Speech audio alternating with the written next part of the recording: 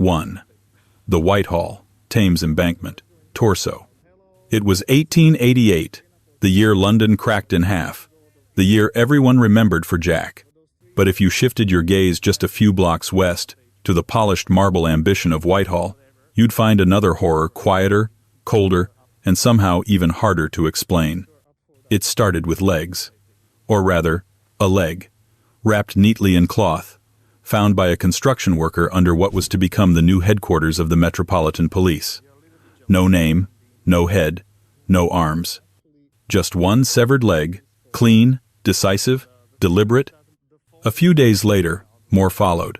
A torso, surgically separated, packed into a second-hand box and discarded nearby. Investigators quickly realized this wasn't a fresh crime scene. It was a jigsaw puzzle in reverse. The more pieces they found, the less they knew. The woman's head never appeared. Neither did her arms. No clothing matched the remains. No missing person report seemed to fit. She had never existed, at least not in any way the police could prove. And here's where it gets uncomfortable. The body was found yards from Scotland Yard's future home, right beneath the feet of London's finest. It was as if someone had buried a middle finger beneath the foundations of British justice. A challenge. A message.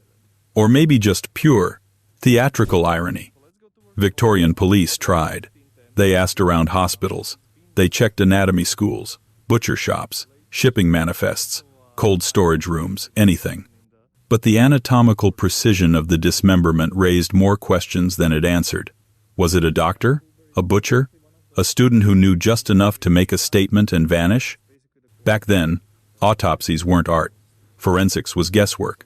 You could die in Victorian London and disappear forever, even if someone found your body, or parts of it. Soon, whispers began to coil around the case. Was this the work of the same hand responsible for the so-called Thames torso murders? A series of brutal, unexplained dismemberments across the city, all bearing eerie similarities?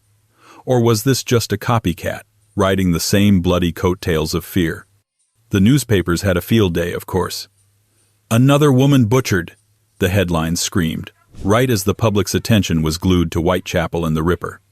But unlike the Ripper's victims, this woman didn't even get a name. She didn't fit the narrative. She didn't bleed on the right street corner. She just vanished again, piece by piece. And that's perhaps the most Victorian detail of all. Not the murder, not the mystery, but the bureaucratic shrug that followed. The construction work continued. Scotland Yard was built. The leg was filed away. The torso, metaphorically and literally, buried. There's something chilling about a mystery left unsolved at the foot of the very building designed to solve it, as if the foundations themselves were cursed to forget. And then, a year earlier, in a different part of London, another torso had surfaced. Different woman, same disappearance, same river, same silence. Coincidence? Maybe. But in Victorian London, coincidence had a way of washing up in sacks. 2. The Rainham Mystery, torso in the Thames. The year was 1887, and the Thames had developed a habit, a quiet one, soaked in fog and river silt. Somewhere beneath the surface, in the slow churn of London's arterial waters, something or someone kept disposing of women in fragments. Rainham, a town that flirted with the edges of London's industrial sprawl, became the latest stage for this grisly routine. It began with a fisherman's discovery, a woman's torso, packed in a coarse sack, bobbing gently where the tidal currents hesitated. The authorities were called, again. The press arrived, again. But this time, it felt familiar. Soon, more pieces followed, discovered in the marshes, entangled in weeds, or caught against the rudimentary piers that lined the banks. It was a dismembered puzzle delivered over days. The investigators might have hoped, just once, for a whole answer. Instead, they got exactly what the killer wanted: parts, not people. The remains, like those in Whitehall a year later, lacked the essential identifiers. No head, no arms, no documents. Just a torso and partial limbs, stripped of personal history, abandoned like waste. Forensic science in the 1,880 seconds couldn't tell you much, not without a face, not without a name. And the Thames, that ancient conveyor of secrets, didn't leave many clues behind. By now, the whispers had evolved into a theory. This wasn't an isolated act. This was a system, a pattern, something systematic and perhaps even practiced. The Thames torso murders, as the papers would later call them, didn't officially exist yet, but you could feel their outline forming in the water. Raynham was just another cold chapter in a book the city refused to read. The coroner's inquest produced what it usually did in these cases. Ambiguity masquerading as professionalism. Cause of death? Uncertain. Identity? Unknown. Suspects? None. The victim had been a woman, certainly, and probably young, though even that came down to subjective guesswork. The press floated possibilities: a servant girl gone missing, a sex worker from the East End, or an immigrant whose name no one ever bothered to record. In Victorian London, invisibility was easier than you'd think. The real mystery wasn't just who did it, but how and why. The physical disposal of a body, in multiple parts, across such a wide area, wasn't impulsive. It required time, knowledge, opportunity. But more than anything, it required privacy. And that raised the uncomfortable question: who, in Victorian society, had access to both privacy and skill? Doctors? Butchers? River workers? Perhaps even someone more mundane, a man with a yard and a grudge. The theories swirled, but the evidence never coalesced. Raynham moved on. The river moved on. The case, like so many others, was left to drift. And years later, when the Thames would once again deliver another parcel of human remains, no one would say with certainty whether it was the same hand at work or simply a city echoing its own unsolved violence. Because just 1 year before Raynham, another similar discovery had taken place upstream, near Battersea. Same style, same silence, and that body, too, arrived in parts. Before we move on, if you've made it this far, you're clearly the kind of person who enjoys staring directly into the murk of unsolved history. So, why not stick around for more? Hit that subscribe button to keep these mysteries coming. Also, curious question: where are you watching from, and what time is it right now? Are you in a quiet room at 2 a.m., headphones in, trying not to look at the window? Or are you somewhere loud, letting Victorian ghosts whisper through the noise? Let us know in the comments, because time and place change everything, especially when you're chasing the past. Now, back to the mysteries. 3. The Battersea dismemberment. First, Battersea mystery. Long before Whitechapel became infamous, and before headlines shrieked about a ripper in the alleys, the Thames had already begun whispering its secrets. It was 1873 when Battersea, a modest district south of the river and barely beginning its march toward Victorian respectability, found itself drawn into a mystery with no conclusion and too many pieces. It began, as these things often did, with the river, first one parcel, then another. By the end of the week, multiple parts of a woman's body had surfaced along the banks and shallows, each discovery made by different people who thought they were stumbling upon waste until they weren't. The site stretched from Chelsea to Battersea Bridge, covering a wide radius. The head was never recovered. The name was never learned. The question of who she had been dissolved into the water along with her identity. This was the first time London truly noticed a pattern. The case would come to be known as the Battersea Mystery, a label that sounded oddly quaint for something so chillingly systematic. But at the time, the idea of a serial killer, of a connected string of mutilations, was not a part of the investigative vocabulary. Victorian police didn't have psychological profiling. They had only distance, and the distance between one clue and the next was both geographical and institutional. Investigators initially treated the event as isolated, perhaps a domestic crime that had spun out of control. They questioned locals, scoured the workhouse registries for missing women, even poked around the anatomy schools. In a time when medical cadavers were sometimes obtained through morally dubious means, the line between legitimate dissection and criminal disposal was paper-thin, but no one came forward. No professor admitted to misplacing a body. No grieving family insisted that the remains might belong to their daughter, sister, or servant. It didn't help that Battersea, like many parts of London, was in flux. The Victorian city was growing faster than it could govern itself. Construction sites, tenements, gasworks, and riverboats all provided perfect spaces for people to go unseen or for evidence to vanish. And among the poorest classes, reporting a disappearance was rarely worth the trouble, especially if the missing person was already living on the margins. What set the Battersea case apart wasn't just the forensic dead end, but the mood it left behind. It was the beginning of an urban mythos, a creeping sense that something was happening under the surface, something London didn't want to look at too closely. The fact that no clear suspect emerged didn't disturb the public nearly as much as the idea that no one seemed surprised. And then came the twist, or at least the shape of one, the discovery of lime-treated remains in Putney, just a year later. Similar river, similar disposal, but with a twist in technique. If the Battersea mystery was a rough draft, Putney felt like a revision, cleaner, more intentional, and, once again, unsolved. 4.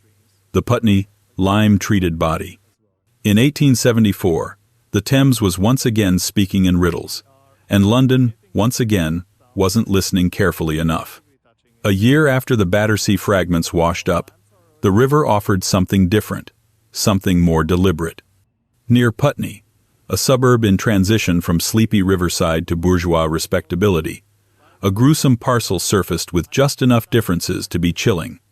It wasn't just dismembered, it was treated. The body, or what remained of it, bore the harsh traces of chemical interference, lime. Not the citrus kind, the caustic, corroding powder historically used to halt decomposition, obscure identities, or erase mistakes. It was a substance well known to builders, morticians, and anyone interested in accelerating nature's forgetfulness. Someone had gone to the trouble of using it, carefully enough to suggest intent, but not so expertly as to erase all trace. The remains were of a woman, but that's where the knowns ended and the unknowns began. No face, no name, and perhaps most telling, no one who claimed her. The newspapers hinted at the possibility of sex work, or poverty, or migration, but they were guessing, and guessing badly. Victorian society had a talent for filling in the blanks with its own prejudices. The police faced the same old problems. No national database, no fingerprinting, no dental records, no photographs, unless you were already infamous. And without an identity, motive becomes hypothetical. Without a face, justice becomes optional. The question wasn't just who killed her, but why treat the body with lime? Was it an act of panic or protocol? A medical student cleaning up an experiment gone wrong, or something darker, a killer who was learning from past failures? Lime takes preparation. It's not the sort of thing you reach for in the heat of the moment. It implies calculation, tools, forethought. And there was something else: geography. Putney was farther upriver than the previous cases. The disposal site suggested a shift. Was the killer experimenting with drop points? Or had the entire method been borrowed? Some detectives speculated it might be a different person altogether, a new mind inspired by the Battersea events. Or maybe, if you squinted at the timeline, the same person had simply refined their approach. The coroner's inquest proved predictably inconclusive. Lime had damaged the tissues beyond useful analysis. The parts that were recovered couldn't tell a coherent story. Time of death was a guess. Cause of death, even more so. The verdict: found dead. That was all the state could offer. And the victim, whoever she had been, was quietly buried with no known family, no official mourners, and no answers. But the killer, or killers? They were still out there, watching the investigation dissolve just as efficiently as the lime had stripped away evidence. There were whispers, of course, about butchers and doctors, about anatomy classes gone off the rails, about something hidden in plain sight within London's growing sprawl. And a decade later, in another corner of the city, wrapped parcels began to appear again, this time in central London, near the fashionable corridors of Tottenham Court Road and Bedford Square. The method had changed slightly. The message had not. 5. The Tottenham Court Road, Bedford Square parcel parts. London in 1884 was a city caught between refinement and rot. The carriages outside the British Museum carried names that mattered. The gas lamps flickered just bright enough to flatter the wealth that built Bloomsbury. But somewhere between the bookshops and the boarding houses, someone was leaving messages wrapped in brown paper and tied with twine. The first parcel was found near Tottenham Court Road. It could have been mistaken for rubbish except for the weight and the smell. A passerby alerted police, and soon, the contents were confirmed: human remains. Neatly packed, tightly bound, and utterly anonymous. Days later, another parcel surfaced, this time near Bedford Square, less than a mile away. Again, it contained part of a human body. Again, there was no head, no identifying features. No documents, just flesh, severed and transported with care, left to be discovered in the very heart of a city that believed itself civilized. The two discoveries weren't treated as a coincidence. The press seized on the connections. The public whispered that the parcel killer might be back, or worse, had never left. Police tried to keep pace with the speculation, but they had no name for the victim, and therefore no start to the story. The parts, scattered across space and time, refused to reassemble into a life. There was something especially unsettling about this case. Battersea had been industrial, Raynham, grim, Putney, surgical. But Tottenham Court Road, that was respectable ground. Academic, literary, proper. To leave remains in such a neighborhood was more than disposal, it was performance. Whoever did this wasn't just trying to hide, they were sending a message. Or perhaps mocking the whole idea of one. The forensic tools of the time didn't help. There were no usable fingerprints, no DNA, no working hypothesis for time of death. The most they could conclude was that the body had been carefully cut by someone who knew what they were doing, or at least knew more than the average person. Some argued for a surgeon, others for a butcher. Still others suggested the skills of a knacker, someone who processed animal carcasses, not humans, but close enough in practice. The debate itself became a kind of dark parlor game, played out in inquest rooms and newsprint columns. But perhaps the most disturbing aspect of this particular case was the total lack of reaction from the city itself. Two body parts, dropped in well-trafficked areas, and the capital didn't so much pause as shrug. The unsolved mystery faded quickly from headlines, drowned by newer scandals, fresh tragedies, and the sheer speed of urban life. In Victorian London, a body without a name could vanish twice, first in death, and then in the bureaucracy of forgetfulness. And yet, behind the scenes, detectives began quietly revisiting old notes. Battersea, Putney, Raynham, Whitehall. Too many coincidences. Too much similarity in the dismemberment. Someone had been doing this for a while, maybe even refining their process. The puzzle wasn't new, it was just unfinished. And 2 years before these latest parcels appeared, a woman named Harriet Buswell had been found murdered in her own room. No body parts missing this time, no river. But the mystery? Just as stubborn. 6. Harriet Buswell, killed in Great Coram Street. In the final days of 1872, as snow gathered in the gutters and London rehearsed its usual winter gloom, Harriet Buswell prepared for a night out. The city, creaking under gaslight and soot, offered little safety and even less sympathy for women like Harriet performers, part-time dancers, perhaps something more, depending on who you asked. She lived alone in a boarding house on Great Coram Street, just off Russell Square, a short walk from Bloomsbury's rising intellectual world, but a long one, morally speaking. That night, Harriet went out. She returned around midnight with a man seen by other boarders, described later in frustratingly vague terms. Foreign, perhaps, clean-shaven, polite. Then, nothing. The next morning, Harriet was found dead in her room. There was no forced entry, no signs of a struggle outside the immediate area of the bed. Her money was untouched, her jewelry still present. Whatever had happened wasn't robbery. But it wasn't simple either.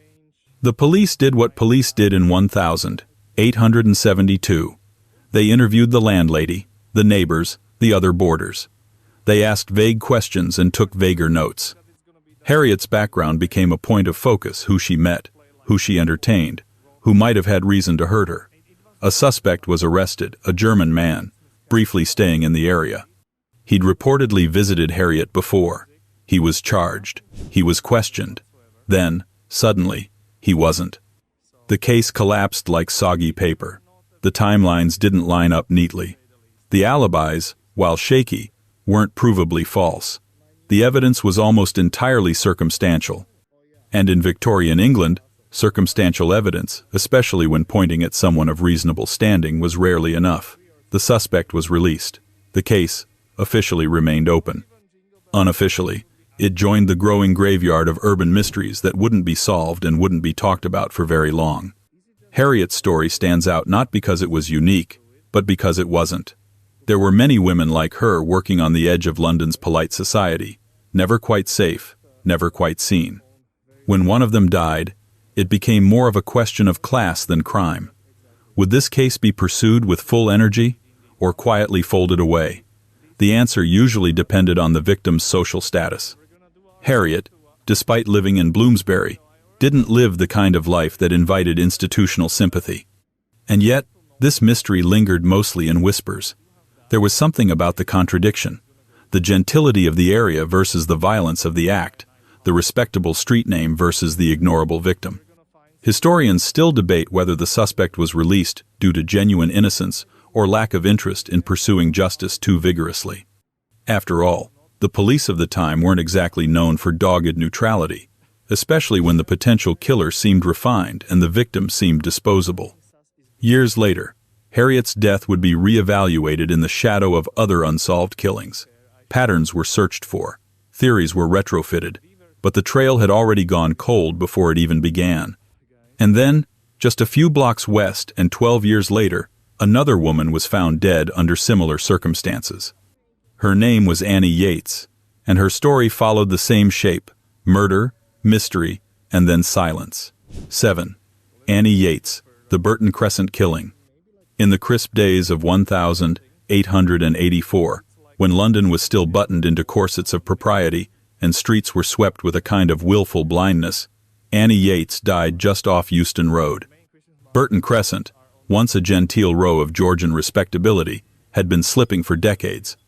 By the time Annie's body was discovered there, it had become one of those awkward in-between places, neither fashionable nor forgotten, but inconveniently transitional, like Annie herself. Her identity, even then, was hazy. Some records called her Annie, others weren't so sure. She was young, somewhere in her 20s, possibly a domestic servant, possibly not. What she was doing in Burton Crescent that day remains speculative. Maybe she lived nearby, maybe she didn't. But when her body was found, crumpled in the corner of a rented room, it quickly became clear that she hadn't died by accident. There were signs of violence, signs of intent, but little else. No one had heard anything, no one had seen her enter with anyone, and no one came forward to explain why she had ended up in that particular room on that particular day.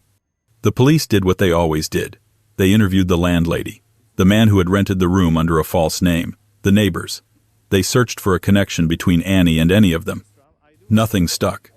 The press tried to fill in the blanks, assigning her a life of hardship or vice depending on their editorial bent. But the facts stayed stubbornly quiet. A few coins were missing from her belongings, enough to suggest robbery, but not enough to explain the rest. The newspapers floated the theory that it had been a theft gone wrong. Perhaps she had been followed. Perhaps she had trusted someone she shouldn't have. But the oddness of the scene didn't quite fit that narrative. There was something too calm, too carefully finished, about the whole thing. And then came the second layer of complication. Was Annie Yates even Annie Yates? Several people claimed to know her, but their stories contradicted. There were suggestions that she had used a false name, or that she'd changed it after leaving a previous position. A few said she was from the country. Others insisted she was local. In the tangle of Victorian class fluidity, especially for working women, identity could be both a tool and a disguise. Without a confirmed identity, the investigation lost steam. The police couldn't trace her movements before death. They couldn't construct a motive. Her killer, if he had ever been close to being caught, slipped away in the fog of misidentification. The inquest returned the usual verdict: death by person or persons unknown. What made Annie's case so frustrating wasn't the mystery itself, it was the sense that there had been a chance to solve it, that someone knew something and chose silence. Whether it was out of fear, or indifference, or protection of someone with standing, we'll never know. But the pattern was becoming undeniable. Women with uncertain lives, vanishing into London's rented rooms and new-build corners, only to reappear briefly in police reports and forgotten archives. And 5 years later, another young woman, Louisa Smith, would suffer a fate eerily familiar, but her death wouldn't be hidden in a city room. It would end in the sterile quiet of a workhouse infirmary. And what happened before that? No one could quite agree. 8. Louisa Smith died after an assault, then vanished into workhouse paperwork. In 1889, Lewisham was still pretending it hadn't quite become London. It held tight to the remnants of village life, old lanes, church bells, and that uneasy mix of middle-class ambition and working-class reality that defined the Victorian suburbs. But beneath the red brick respectability, something always stirred. And that year, it stirred around the quiet and brutal end of a woman named Louisa Smith, or at least, that's what the records suggest her name was. The story, as it survives, is riddled with institutional fog. Louisa was found injured badly, unmistakably, and in public. The nature of the injuries was serious enough to warrant medical attention, but rather than a hospital, she was taken to the local workhouse infirmary. This was common practice for women of her status, poor, unaccompanied, and presumably without the resources or connections to seek help elsewhere. The workhouse wasn't a place of healing so much as one of managed decline. People entered it when there were no other options left. Louisa never left. She died there, quietly, without fanfare. And in the bureaucratic churn of Victorian social care, that might have been the end of her story, just another line in a death register, filed under pauper, marked with a brief and technical cause of death. But even the officials noticed something wasn't right. Her injuries didn't match an accident. There were signs of an attack, one that had occurred not long before she was discovered, yet no one saw the actual incident, or if they did, they didn't say. Witnesses offered conflicting accounts, if they offered anything at all. Some claimed she had been seen arguing with a man earlier that day. Others insisted she'd simply collapsed, already injured, outside a local shop. The timelines didn't add up. The identities of supposed companions blurred under scrutiny. Louisa's own statements, made in pain and near the end, were vague or perhaps sanitized by the staff who recorded them. Then came the matter of her name. Louisa Smith appeared on the paperwork, but efforts to locate next of kin failed. There were too many Louisa Smiths, too many gaps in the census, too few photographs, and far too much social drift. She might have been born under a different name. She might have lived under several. In the end, the authorities couldn't trace her back to any solid origin. The inquest was brief. The cause of death was entered as complications following injury, with no definitive conclusion on whether it had been inflicted maliciously. The coroner returned an open verdict. The police inquiry never gained traction. A few local newspapers reported her death with a tone of weary distance, highlighting the uncertainty but offering no pressure for answers. Louisa, like so many others before her, had the misfortune of dying in a system that prized clarity but rarely delivered it, especially not for women like her. And then, not long after, the pattern continued. Just a year later, another young girl named Amelia Jeffs disappeared from West Ham and was found hidden inside a house, still waiting for its first residents. The location was different. The outcome was the same. Another life ended, and the city barely blinked. 9. Amelia Jeffs' body, hidden in an empty new house. In 1890, the neighborhood of West Ham was changing fast.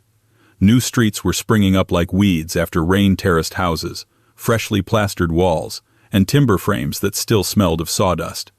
To some, it was a sign of progress. To others, it was a facade barely holding back the city's creeping disorder. It was into this half-finished landscape, where anonymity came standard with every new roof tile, that Amelia Jeffs vanished. She was 15, by most accounts, young enough to still be noticed, but old enough to be underestimated. On the day she disappeared, she told her family she was going out to run an errand, something quick, something routine. She never came back. For 2 days, no one knew where she was. The streets were combed, neighbors questioned, and posters printed, though not many. This was not the West End, and the police were not yet in the habit of moving quickly for missing girls from East London's growing margins. But eventually, someone found her. Not in an alley. Not in the river.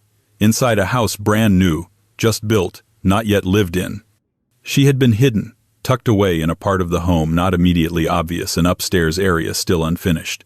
It was the kind of place only a builder or a curious trespasser might stumble across. That detail haunted investigators. Whoever placed her there knew the house was empty, knew the layout, knew it wouldn't be checked straight away.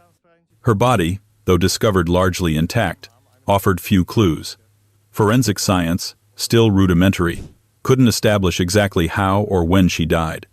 There were signs of a struggle, perhaps, but nothing definitive. The assumption was foul play, but as always, the facts refused to behave. There was no known enemy, no confirmed last conversation, no smoking gun. Her shoes were still on. Her clothes weren't disordered. Her family was poor but respectable. And yet, there she was, dead in a place that should have been clean, unburdened, new. The area had been under construction for months.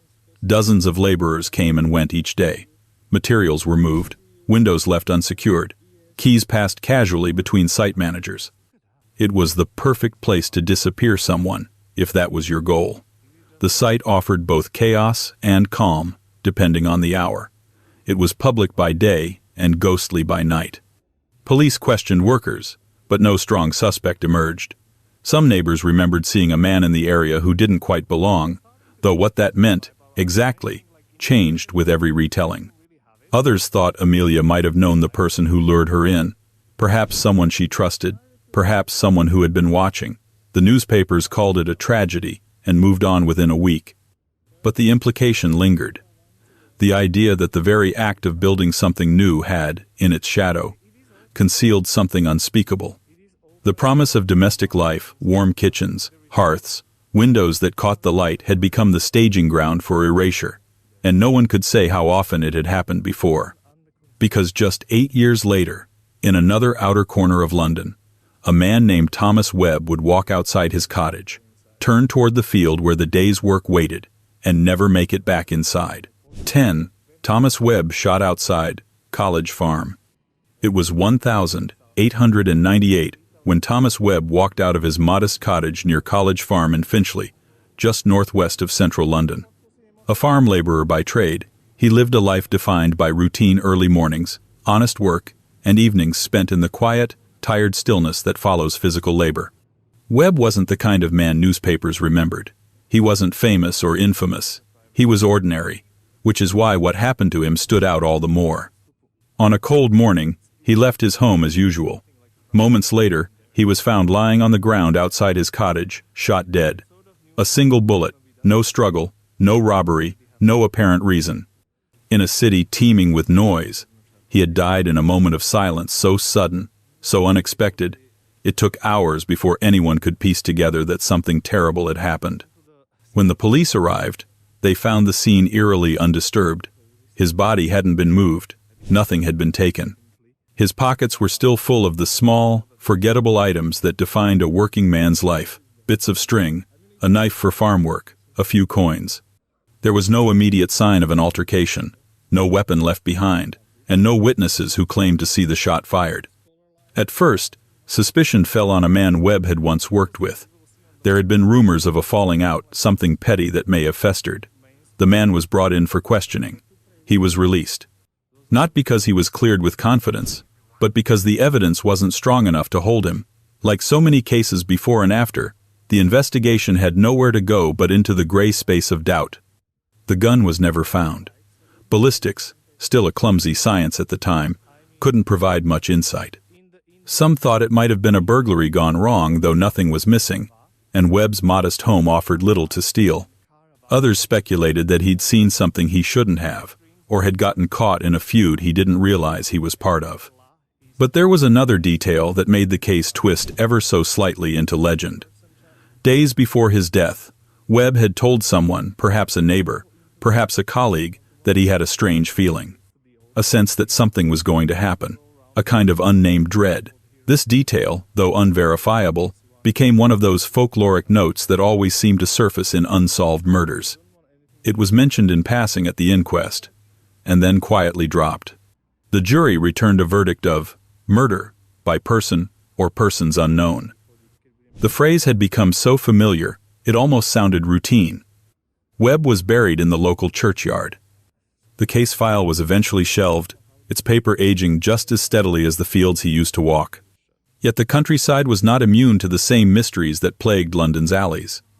That same year, miles away in Barking, a little girl named Mary Jane Voller, known as Little Jenny, would leave her house on a simple errand. She wouldn't return. And her death would raise questions no one ever answered. 11. Mary Jane Voller, Little Jenny, killed after a short errand. Barking in 1898 was a place in between, not yet fully absorbed into the great sprawl of London, but no longer the quiet riverside settlement it had once been. The railway had arrived. Industry was creeping in. New buildings rose alongside narrow lanes, and the old rhythm of village life was breaking under the weight of progress. In the midst of this slow-motion transformation lived a family named Voller, ordinary people, working class, invisible to history until their daughter vanished. Mary Jane Voller was only 10 years old, though to her neighbors she was known more affectionately as Little Jenny. She was small for her age, cheerful by most accounts, and trusted enough by her parents to run errands on her own, a common expectation in a time when childhood rarely came with protection. That day, she was sent out on a short task. Some say it was to fetch bread. Others say it was a visit to a neighbor's house. Either way, the journey should have taken no more than 20 minutes. She didn't come back. At first, there was no panic. Children were often delayed by distractions, friends, vendors, or simple mischief. But as the minutes stretched into hours, concern sharpened into fear. A search began. Neighbors joined in. The local constable was informed. Within a few hours, half the streets of Barking had been walked over by worried feet. And then, eventually, she was found. Not far from her home, in a quiet corner near some railway works, Jenny's body was discovered. The location close to the center of town, yet oddly secluded, suggested that whoever was responsible hadn't taken her far. It raised immediate questions. Had she followed someone she knew? Had someone lured her off the street? Or had it all happened so quickly that no one even had time to notice? The post-mortem report offered limited clarity. Medical examiners confirmed her death had not been accidental, but the exact sequence of events remained uncertain. The lack of reliable witnesses made it nearly impossible to reconstruct her final moments. As always, rumors filled the void. Some insisted they'd seen a stranger lurking near the street that day. Others suggested a local youth had been acting suspiciously. A man was questioned briefly but released. Theories bloomed, then withered, one after another. In the days that followed, the local press did what it always did. It framed the story as a tragedy, but not necessarily an outrage. There was no public inquest spectacle, no national headlines. No sweeping call for reform, just another young girl in another working-class district, absorbed into the list of unsolved crimes already growing too long to name. Her parents buried her quietly. There were no memorials, no plaques, only a small gravestone and an empty room. Police kept the case open, technically, though it was clear they had no clear suspect and no clear direction. Jenny's life had ended in a sliver of time, and in that same sliver, the investigation stalled. But the streets of East London weren't finished whispering. Just a year later, in Little Ilford, another girl, Bertha Russ, left Sunday school and didn't return. And like Jenny, she too was found inside a new house, hidden, alone, and unanswered. 12. Bertha Russ, found in a newly built house. By 1899, the face of East London was changing so quickly it was easy to lose track of what had been there yesterday. Little Ilford, just beyond East Ham, had become a checkerboard of old rural paths and freshly built houses, streets that were half mud, half dream. It was the kind of place where bricklayers outnumbered shopkeepers and every other building still smelled of wet plaster. Into this environment of growth and haste walked Bertha Russ, a child whose story would end far too quickly. Bertha was 12, perhaps a year younger depending on which register you consulted. On a Sunday afternoon, she attended her local Sunday school, a weekly fixture for working-class children that offered a mix of moral instruction and temporary warmth. She left when the session ended, around mid-afternoon, her route home simple and familiar. But something pulled her off course. When she didn't return home, her family panicked almost immediately. Bertha was known to be punctual, cautious, not prone to wandering. Searches were launched. Neighbors helped. The local police responded faster than usual, perhaps remembering too well the fate of Mary Jane Voller the year before. But it didn't help. Days passed before she was found inside a house that hadn't yet been sold or lived in. A newly constructed property, clean on the surface, but with secrets already soaking into its foundation. Her body was concealed in an area not immediately visible, not behind locked doors or boarded windows, but in a space where the ordinary eye might not look unfinished, quiet, waiting. The discovery sent ripples through the neighborhood, not because violence was unheard of, but because it was so close. A child, taken after church. A house meant to represent progress used instead as a hiding place. A terrible contradiction. Hope built in brick, interrupted by loss. Investigators were again left with fragments. The time of death was narrowed down to the day she vanished. There were no clear signs of a break-in, no evidence she had screamed or tried to run. No one had seen her enter the house, and the street had been quiet that afternoon. Witnesses offered the usual vague recollections, a boy loitering nearby, an unfamiliar man passing by, but nothing stuck. The surrounding construction sites employed dozens of workers, many of whom came and went without record. Police floated theories. Perhaps she had been lured inside by someone she trusted. Perhaps the killer had no connection to her at all, and had simply used the opportunity of an unoccupied house. One particular detail obsessed investigators. A local boy claimed to have seen Bertha speaking with a young man shortly before she disappeared. But young was as far as the description went. In Victorian England, unless a suspect was carrying a name tag and confession letter, evidence like this didn't carry far. Her death, like Jenny Voller's, was filed under that growing category. Tragic, but inexplicable. No one was arrested. The papers offered a few paragraphs, buried beneath headlines about elections and empire. The city kept building, as if nothing had happened.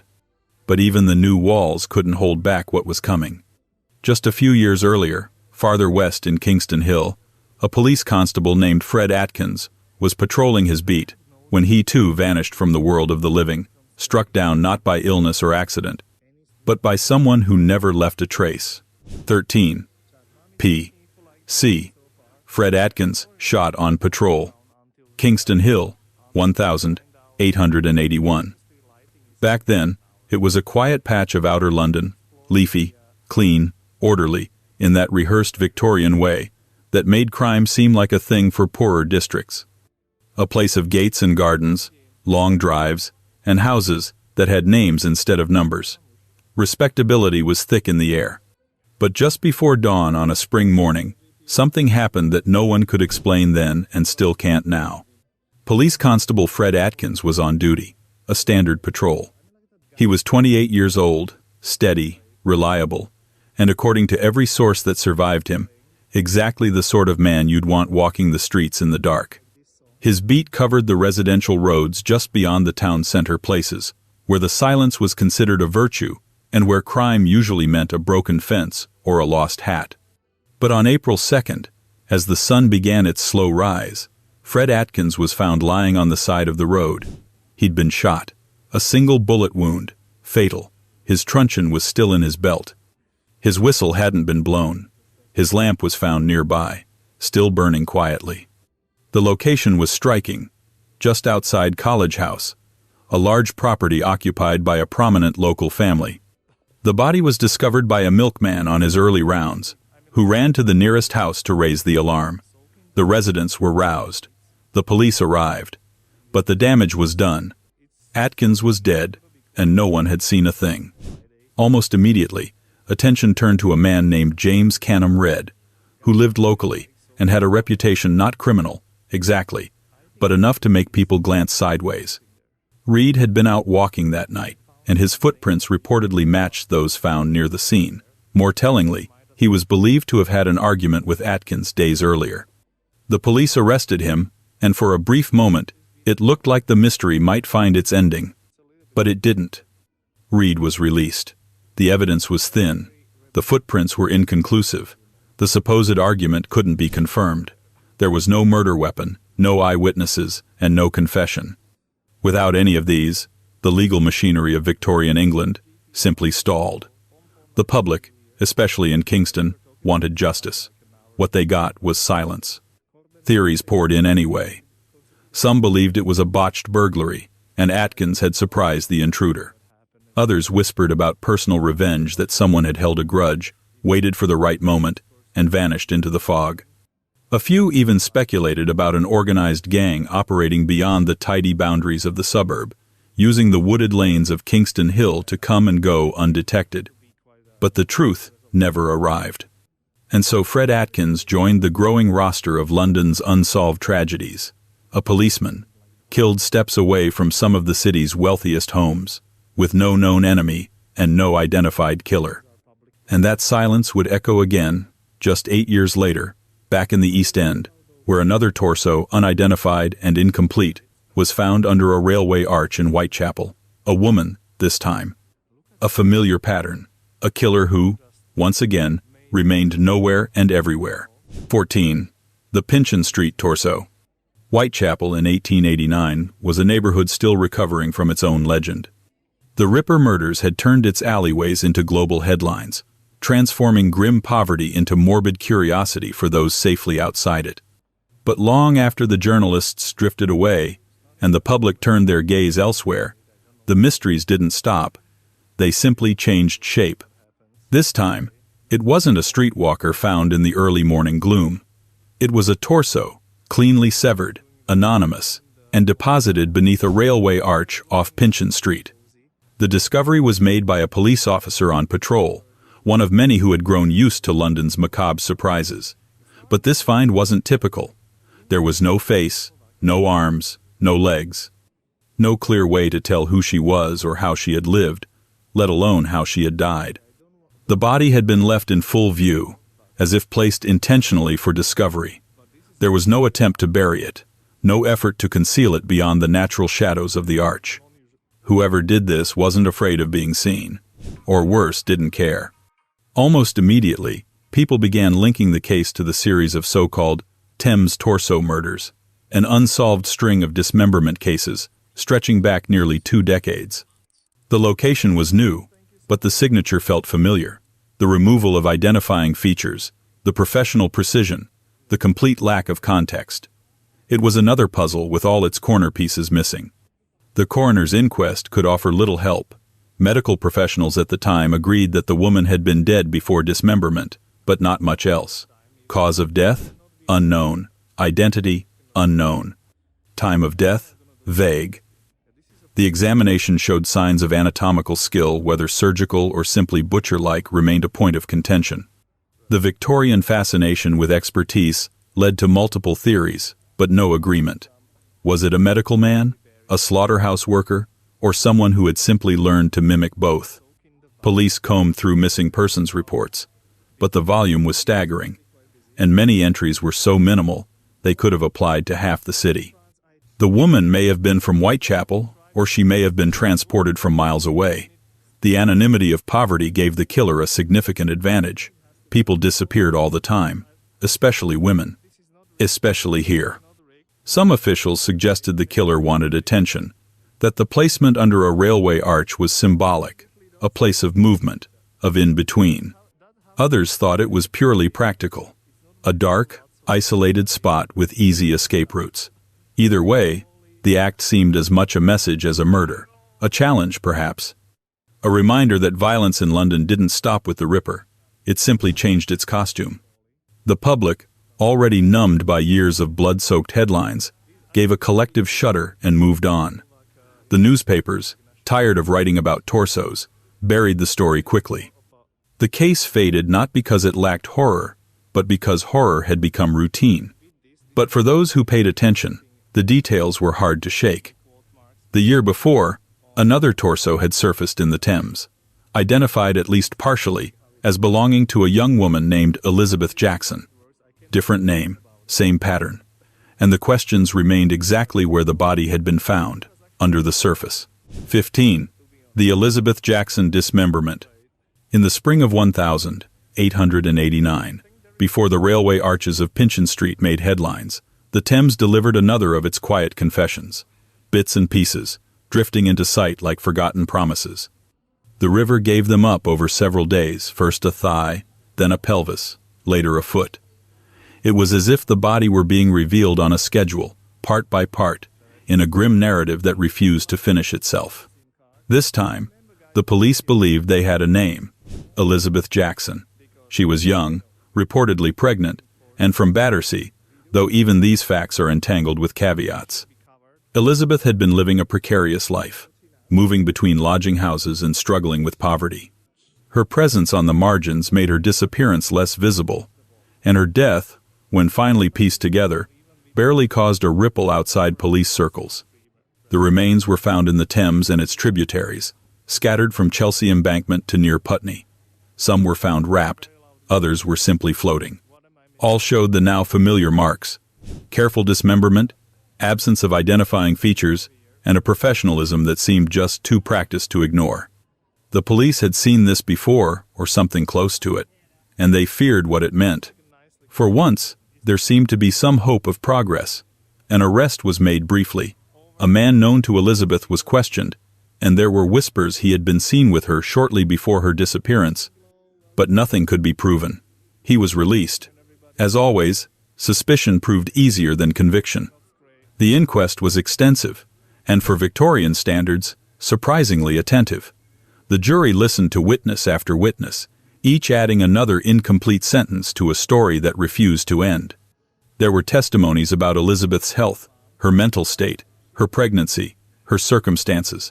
Some suggested she was destitute and desperate. Others believed she had simply been in the wrong place, with the wrong person, at the wrong time. The coroners returned a verdict of murder by person or persons unknown. It was the most they could do. The real question, the one no one could answer, was whether this killing was part of the Thames Torso series or a standalone tragedy echoing their methods. The dismemberment was too precise to ignore. The distribution of body parts too practiced. The alignment with prior cases too uncanny. But without proof, the connection remained theoretical. Police departments had no centralized system. Cases like these were investigated in parallel, not in coordination, which meant patterns became suspicions, not conclusions. The newspapers, always eager to feed public imagination, briefly explored the idea of a serial killer operating in London's underbelly, one separate from the Ripper, but no less terrifying. A killer who didn't want spectacle, just silence. A killer who dismembered to erase, not to shock. A professional, perhaps, or a laborer, or someone so skilled at hiding that the act of murder seemed less like violence and more like disappearance. And then the story faded, like the others. But it wouldn't be the last time a child's body would shock the city. Just 1 year earlier, in the north of England, a case had unfolded with eerie precision and public panic. A young boy named John Gill, whose brutal death sparked fear, confusion, and suspicion that Jack had headed north. 16. John Gill, the Bradford child killing. In December of 1888, while London was still recoiling from the autumn of Jack the Ripper, another child disappeared, this time far from the foggy alleys of Whitechapel. His name was John Gill, a bright, 7-year-old boy from Bradford, West Yorkshire, who was last seen running an errand for his family. A familiar story, repeated too often across Victorian Britain. A small task, a short distance, a child that never comes back. At first, there was little panic. Bradford, though an industrial city crowded with mills, grime, and the relentless churn of soot-stained progress, didn't carry the same mythic dread as London. Children disappeared sometimes. Often they came back. But by the following day, when John was still missing, worry gave way to dread. His body was discovered in a stable yard. The scene shocked not just Bradford but the nation. The injuries were severe, enough to prompt immediate comparisons to the Ripper killings still fresh in the public's mind. Except this was a child, and this was hundreds of miles away. The idea that the Ripper had gone north, a theory whispered by journalists, suddenly didn't seem so absurd. An arrest was made within days. A local milkman named Macon, who had spoken to John the day he disappeared, became the primary suspect. His route had put him near the boy's last known location, and circumstantial evidence began to build a few traces of blood, inconsistencies in his story, and the undeniable reality that someone had to be held responsible. But suspicion is not the same as guilt, and the case against Macon began to unravel almost as soon as it was formed. Medical testimony clashed.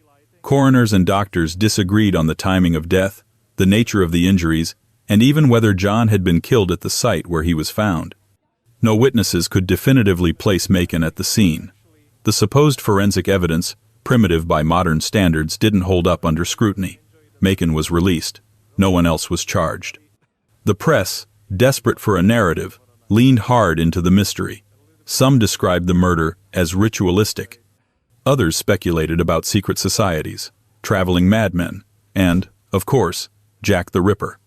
Bradford, a city defined by textile mills and stoicism, suddenly became a site of fevered speculation and moral panic, but none of it helped. The truth, as it often does, remained buried beneath noise. Historians today still struggle to explain the details of John Gill's death. The absence of motive, the ferocity of the crime, and the public's inability to let go of the Ripper comparison all complicate the legacy of the case. But one thing is certain: John's murder was not a footnote. It was part of a wider pattern of violence against the vulnerable that stretched far beyond London and well beyond the ability of Victorian institutions to understand or contain. And if a child could vanish from the center of a busy Yorkshire town and reappear lifeless within hours, it raised a darker question. What about those who disappeared entirely? No remains, no explanation. Just absence. Like the ships that left Liverpool and never arrived, massive, powerful vessels swallowed whole by the Atlantic. Which is exactly what happened in 1854, when the SS City of Glasgow vanished without so much as a whisper. 17. The SS City of Glasgow vanished between Liverpool and Philadelphia. In the winter of 1854, the SS City of Glasgow left Liverpool with 480 souls aboard and never arrived in Philadelphia. No wreckage, no distress signal, no survivors, no message in a bottle. Just a departure date, and then silence. At the time, the city of Glasgow was a modern marvel. Built in 1850, she was part of the famed Inman Line, a new breed of iron-hulled steamships that promised to revolutionize transatlantic travel. She had already completed 18 successful crossings. Her engineering was respected, her crew experienced, her reputation solid. People booked her because she was seen as reliable, a safe bet in an age when sea travel was still more gamble than guarantee. On March 1st, she sailed out into the North Atlantic with a full passenger list. Immigrants seeking new lives in America, families escaping hardship, workers chasing wages, and crewmen doing their job. She was never seen again. At first, there was no panic. Communication in the mid-19th century was a slow, fragile thing. A delayed ship could mean storms, mechanical trouble, or detours. It wasn't uncommon for vessels to arrive late and bedraggled, weeks past their due date. But as April became May and no word came, families in both Liverpool and Philadelphia began to fear the worst. Speculation flooded the newspapers. Some claimed the ship had been spotted by passing vessels in distress, though none of those reports were ever confirmed. Others suggested she had struck ice and gone down quickly, or that a boiler explosion had destroyed her mid-voyage. One newspaper even proposed that she had been hijacked or seized at sea by mutineers or pirates, a theory with more imagination than evidence.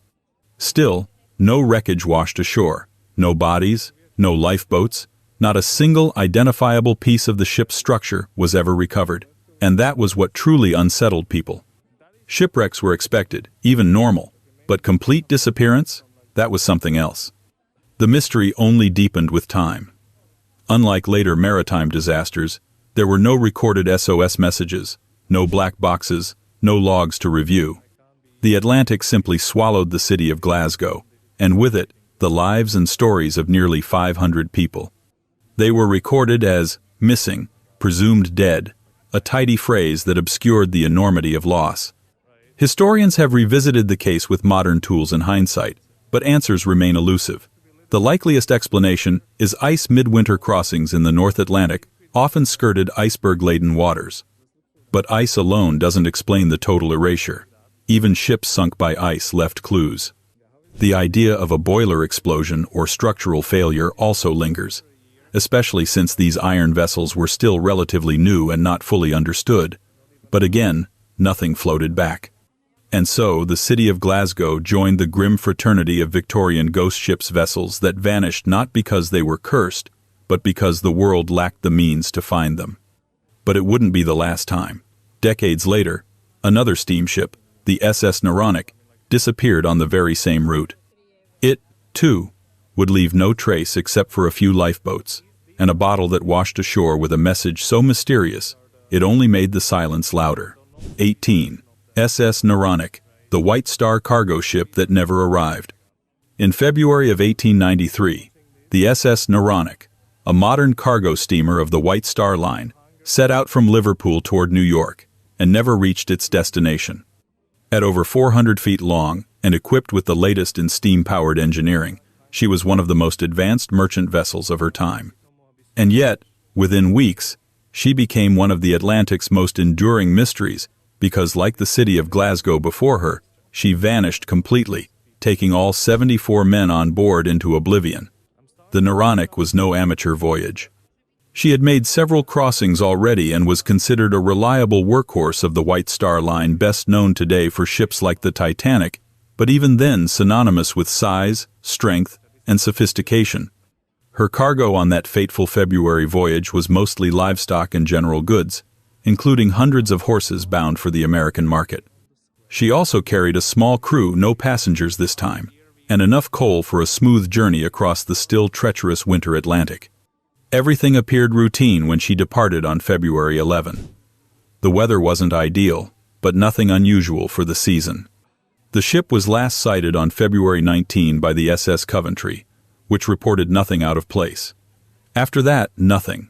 No distress calls, no sightings, no survivors, no debris, just silence. Weeks passed. Concern turned into confusion, then dread. When a ship of this size and reputation disappeared, people noticed. Maritime authorities began scouring shipping lanes. The U.S. and British governments were both pressed for answers.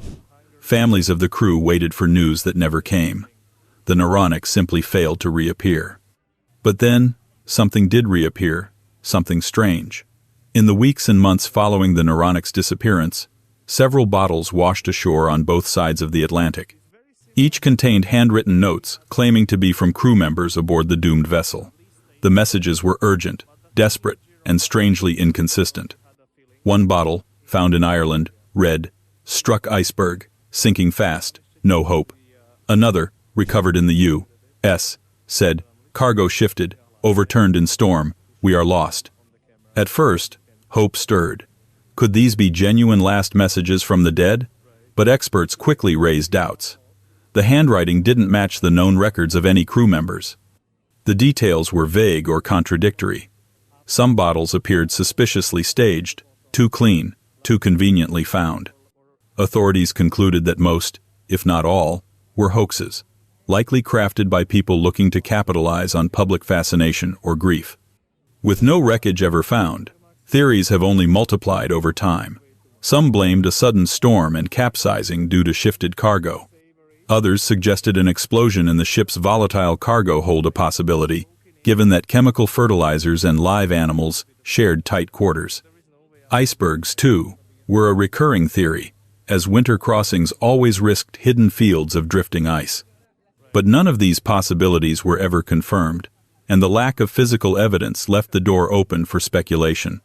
The most unsettling possibility, however, remains the simplest, that the Naronic suffered a catastrophic failure mid-ocean, in bad weather, and went down before a single distress signal could be sent.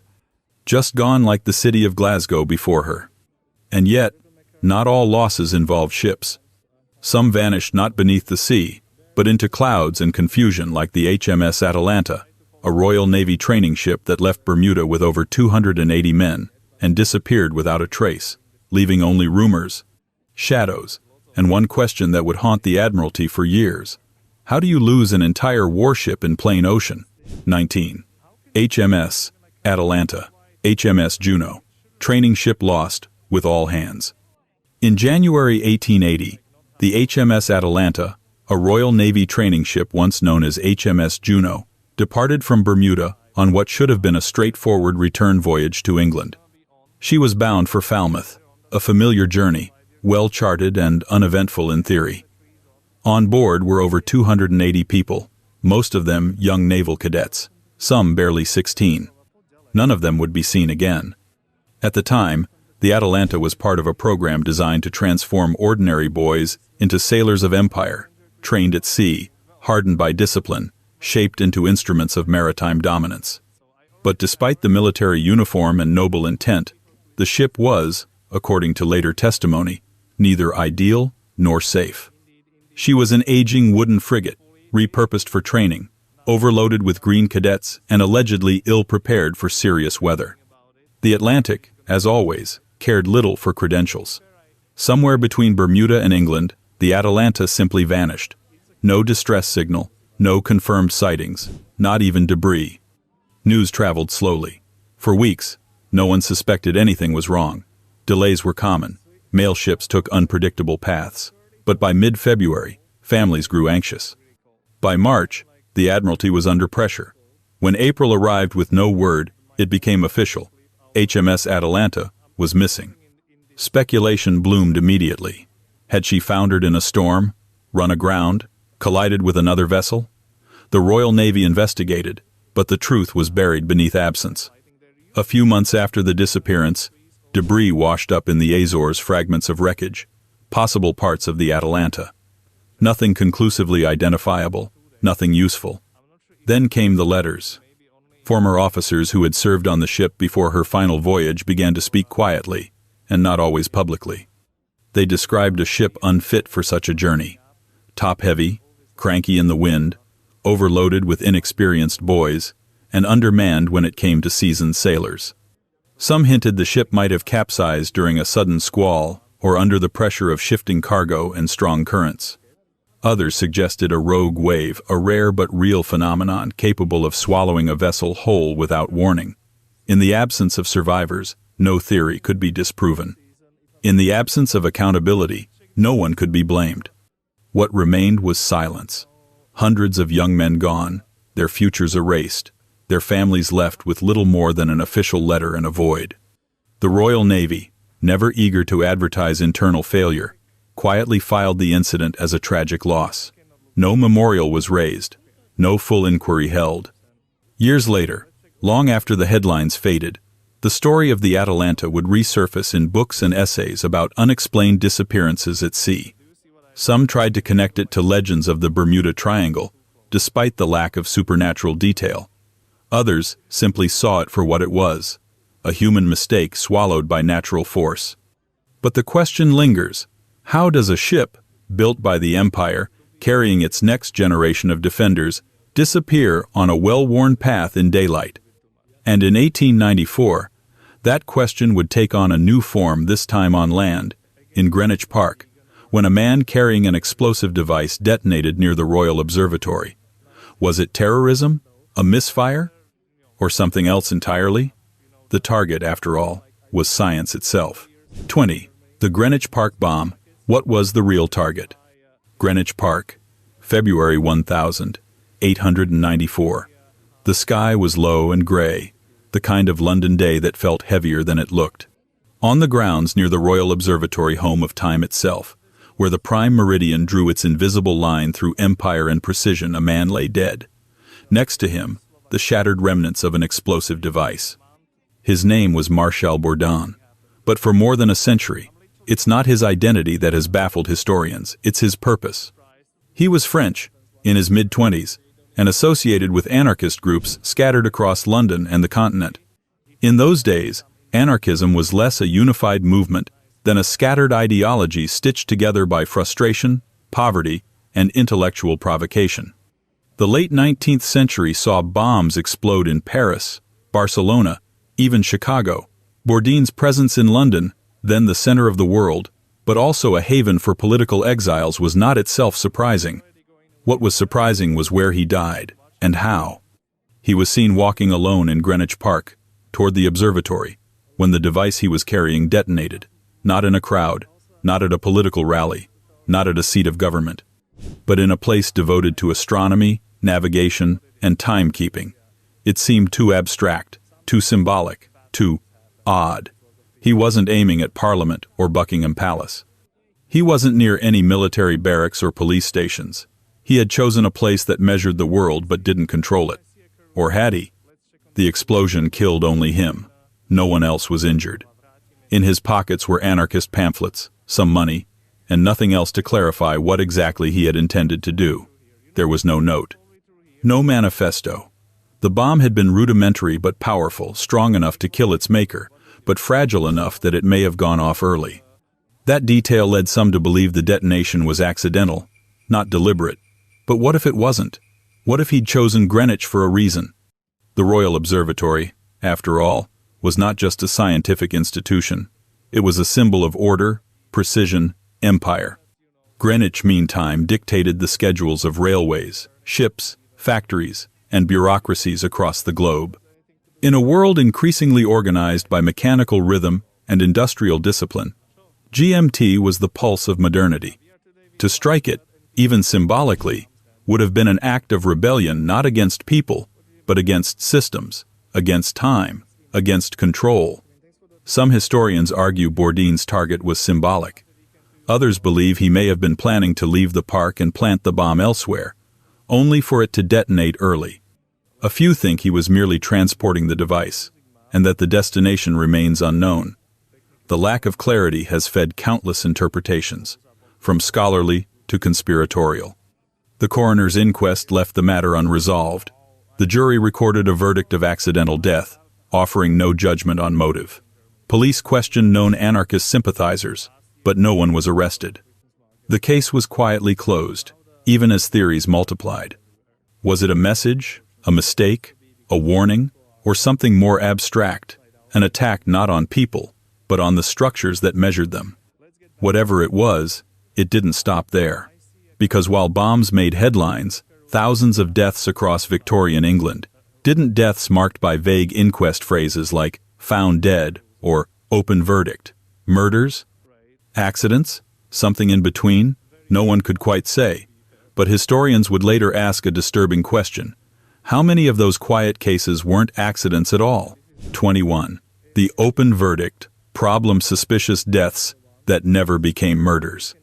In the world of Victorian justice, few phrases carried more quiet finality than open verdict. It was the ultimate shrug in legal language. A verdict that said, something happened, we don't know what, and we're not going to say more. Not murder, not suicide, not accident, just something. These two words, deceptively neutral, became the bureaucratic grave for thousands of deaths in 19th century Britain. Especially in industrial cities, especially among the working poor, and especially when a death raised questions that no one wanted to answer. From about 1850 through the end of the century, this gray zone of unexplained or poorly explained fatalities became increasingly visible in coroners' reports across northern towns, like Manchester, Liverpool, and Leeds. Bodies found in canals. Women discovered lifeless in lodging house beds. Men struck down in alleys after pub hours. Factory workers crushed in unexplained circumstances. Some were injuries. Some were poisonings. Some had no visible marks at all. And yet, time after time, coroners refused to declare murder or anything definitive. The logic was simple and insidious. If there wasn't overwhelming proof of intent, then the safest path was ambiguity. A murder verdict required a suspect, or at least a clearly hostile cause of death. Without either, coroners, many of whom were overworked, underpaid, or cautious by nature, leaned into open verdicts like a well-worn chair. The inquest would note the circumstances, record witness confusion, and stop short of naming what everyone else suspected. To the public, especially in tight-knit working-class communities, this created a slow-burning mistrust of authority. People knew when a death didn't make sense. They knew when someone had been in trouble with an abusive landlord or violent partner. They whispered about disputes, debts, and long-standing grudges. But whispers didn't make it into evidence. And without witnesses willing to speak under oath, or police willing to push the case, open verdicts multiplied. Historians looking back at these records have found patterns too consistent to ignore. Women of uncertain means, often listed as servants, laundresses, or simply single, were disproportionately represented among suspicious deaths.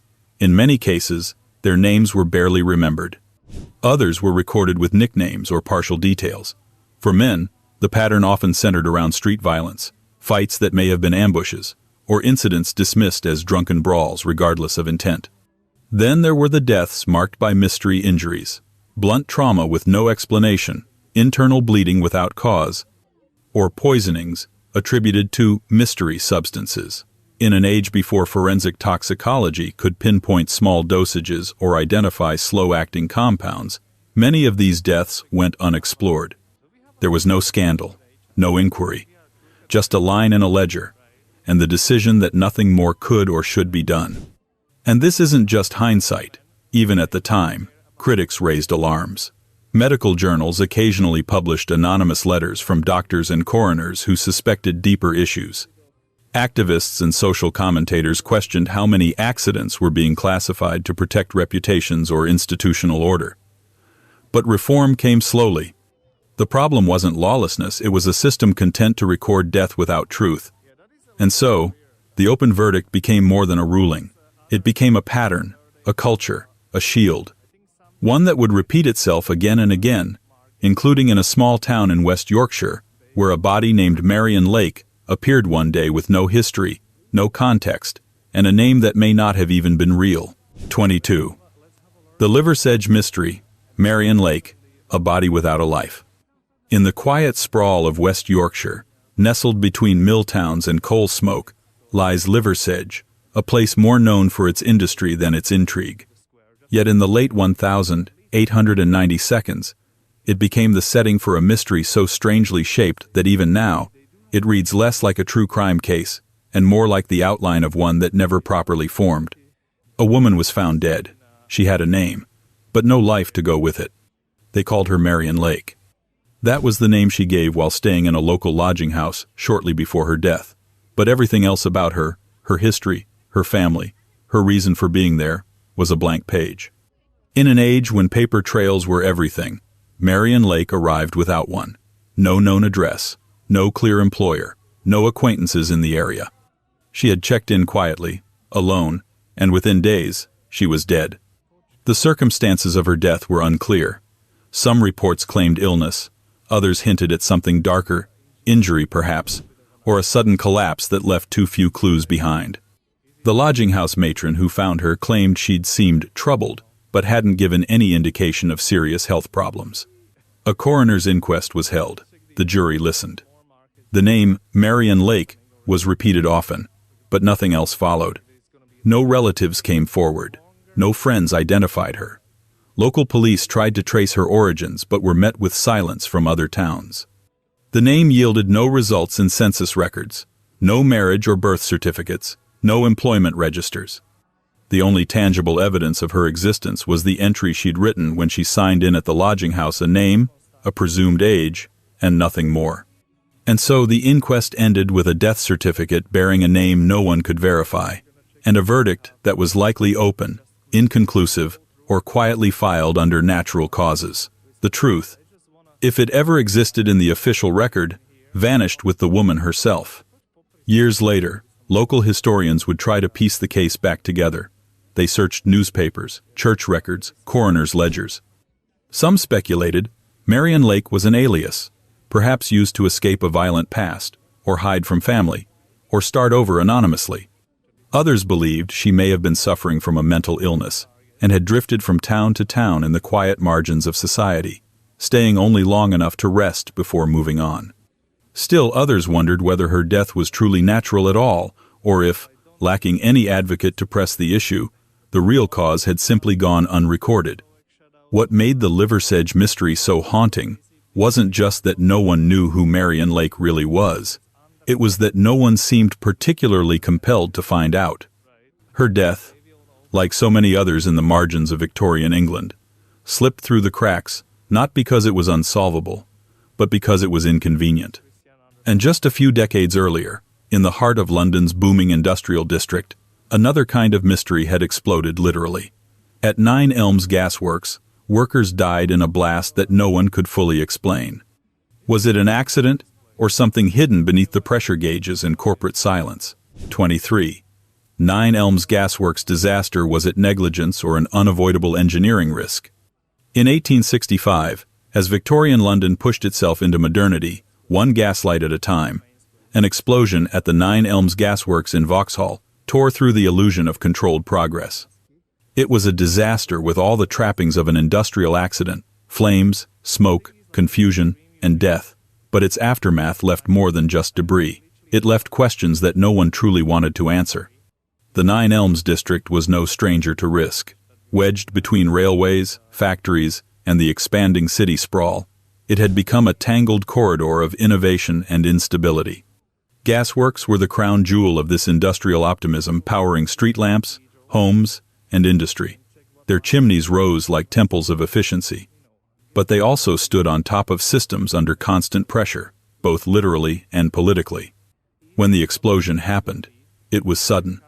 A massive release of force, likely from within one of the main gasometers, those great domed storage tanks that looked like something borrowed from science fiction.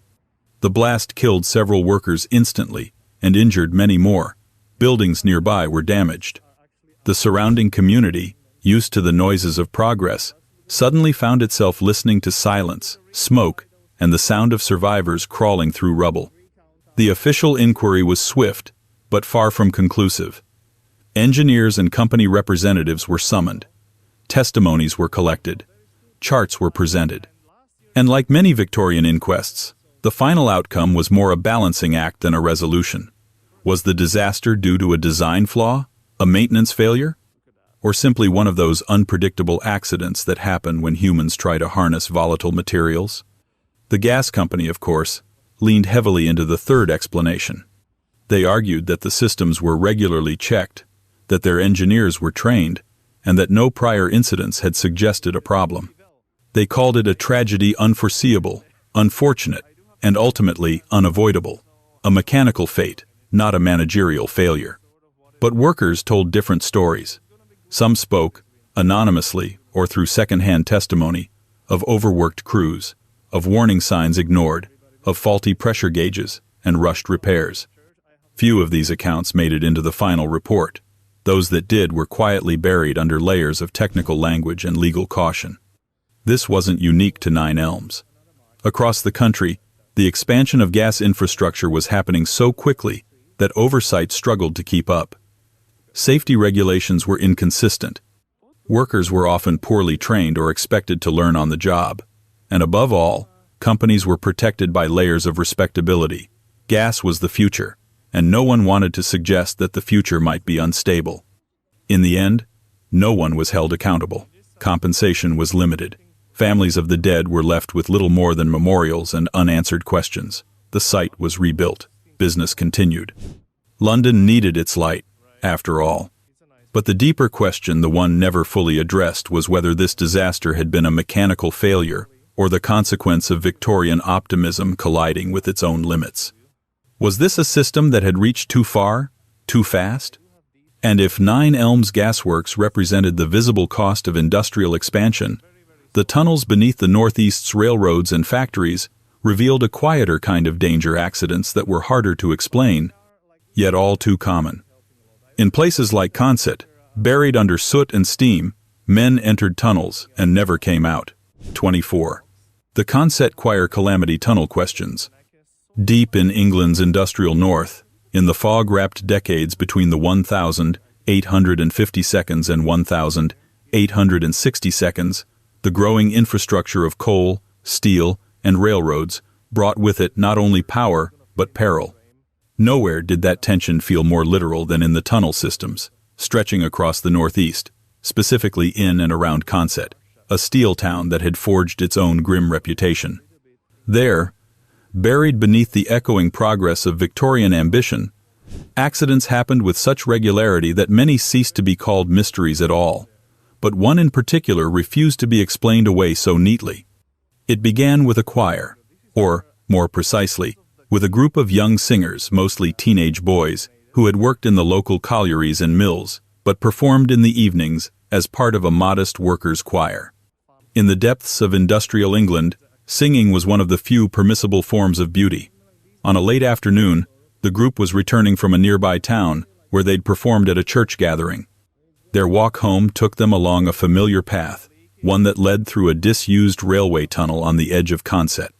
Only some of them made it out. What happened inside the tunnel remains a matter of guesswork. By the time locals arrived at the scene, alarmed by the missing boys and an odd, metallic scent in the air, 3 members of the choir were found dead inside. 2 others had been injured but survived. Their accounts were fragmented. They spoke of a sudden wave of dizziness, of not being able to breathe, of the darkness thickening. Some said they heard a sound like a rush of steam. Others said there was no warning at all. The tunnel, though officially marked as disused, had once carried steam trains and industrial cargo through the rocky backbone of the Northeast.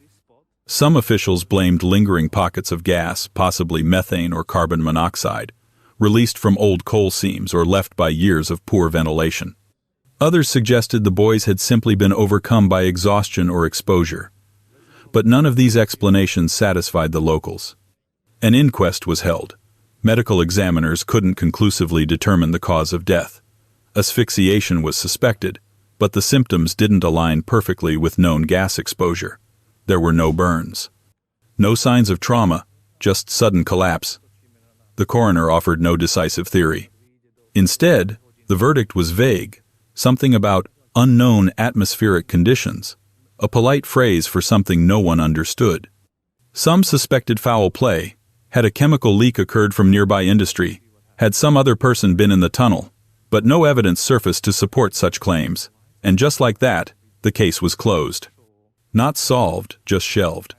Historians now look back on this event as part of a broader pattern. Throughout Victorian Britain, tunnel incidents, especially those involving industrial workers, were often brushed aside. Records were inconsistently kept. Accidents were accepted as the price of progress.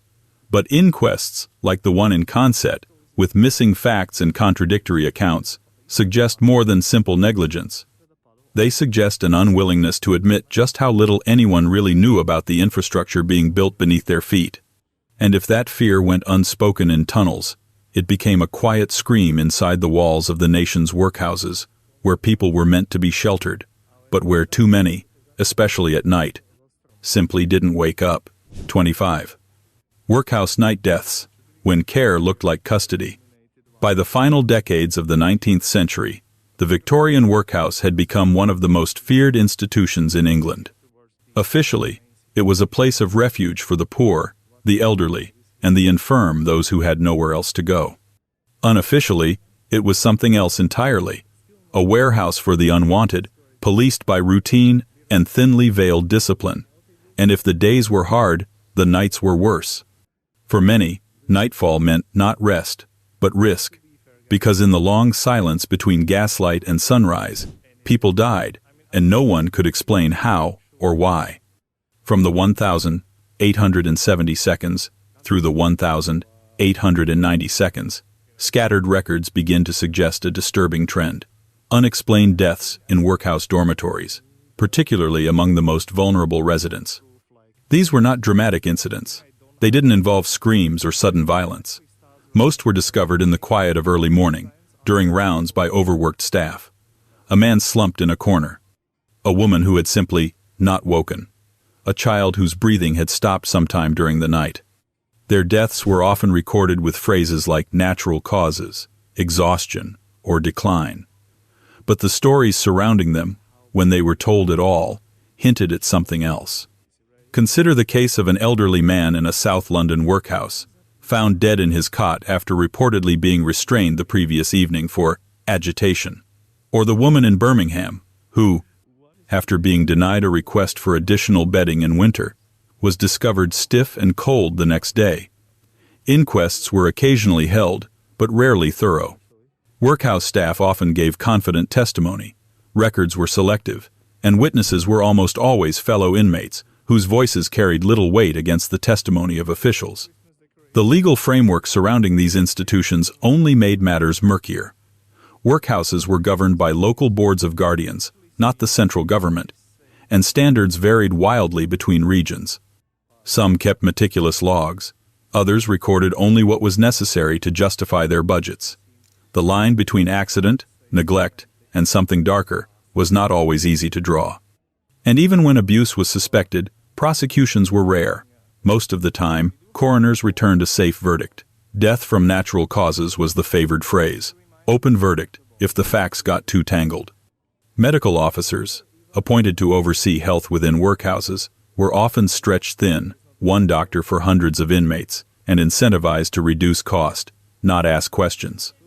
Restraint practices, particularly at night, went largely unmonitored. Reports from whistleblowers and reformers hinted at suffocation from poorly applied straps or positional asphyxia in cramped cots. But the paper trail was weak, and families of the deceased, if they had any contact at all, were rarely in a position to challenge the findings.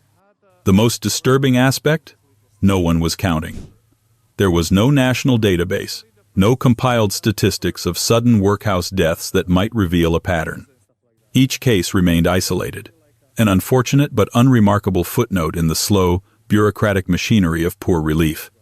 Only later would historians begin to pull at these threads, wondering how many of those deaths were truly inevitable, and how many were the product of silence, power, and institutional neglect that preferred order to truth. And just down the road from many of those workhouses stood the Victorian asylums, massive stone sanctuaries for the mad, where another kind of unexplained death would become all too common. There, exhaustion took on a new meaning. 26. Asylum mortality puzzles, deaths explained as exhaustion. Step into the corridors of a Victorian county asylum, and what you'd find, if the records are to be believed, was a system of care, expansive grounds, long tiled hallways, high windows letting in filtered light. There were scheduled meals, medical oversight, and a regime of calm. But under the surface of this image, a different reality flickered, one of silence, overwork, and disappearances too ordinary to attract alarm. From the 1,870 seconds to the turn of the 20th century, the asylum system in England grew rapidly. With the 1,845 Lunacy Act mandating county asylums across the country, thousands of patients, men and women, deemed mentally unfit, were committed, sometimes by family, sometimes by parishes, and sometimes simply by the state's indifference. Once inside, many stayed for years. Some stayed for life. And a portion died not always expectedly, not always peacefully, and not always in ways that were easy to explain. The official cause of death in many of these cases? Exhaustion.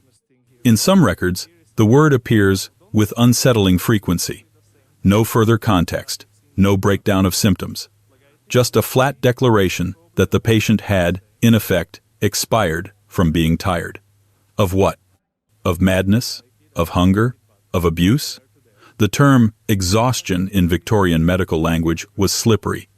It could mean anything from organ failure due to malnutrition, to death from prolonged restraint, to collapse after untreated illness. It was a phrase that meant everything and nothing, and one that rarely invited further inquiry.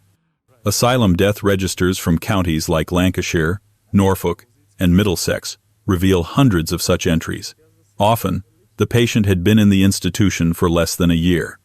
In some cases, only weeks.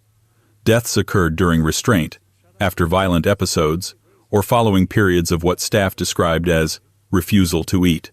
But the documentation was often vague, and postmortems were either perfunctory or not conducted at all.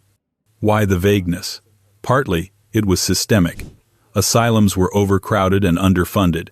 Medical officers were few. Staff turnover was high.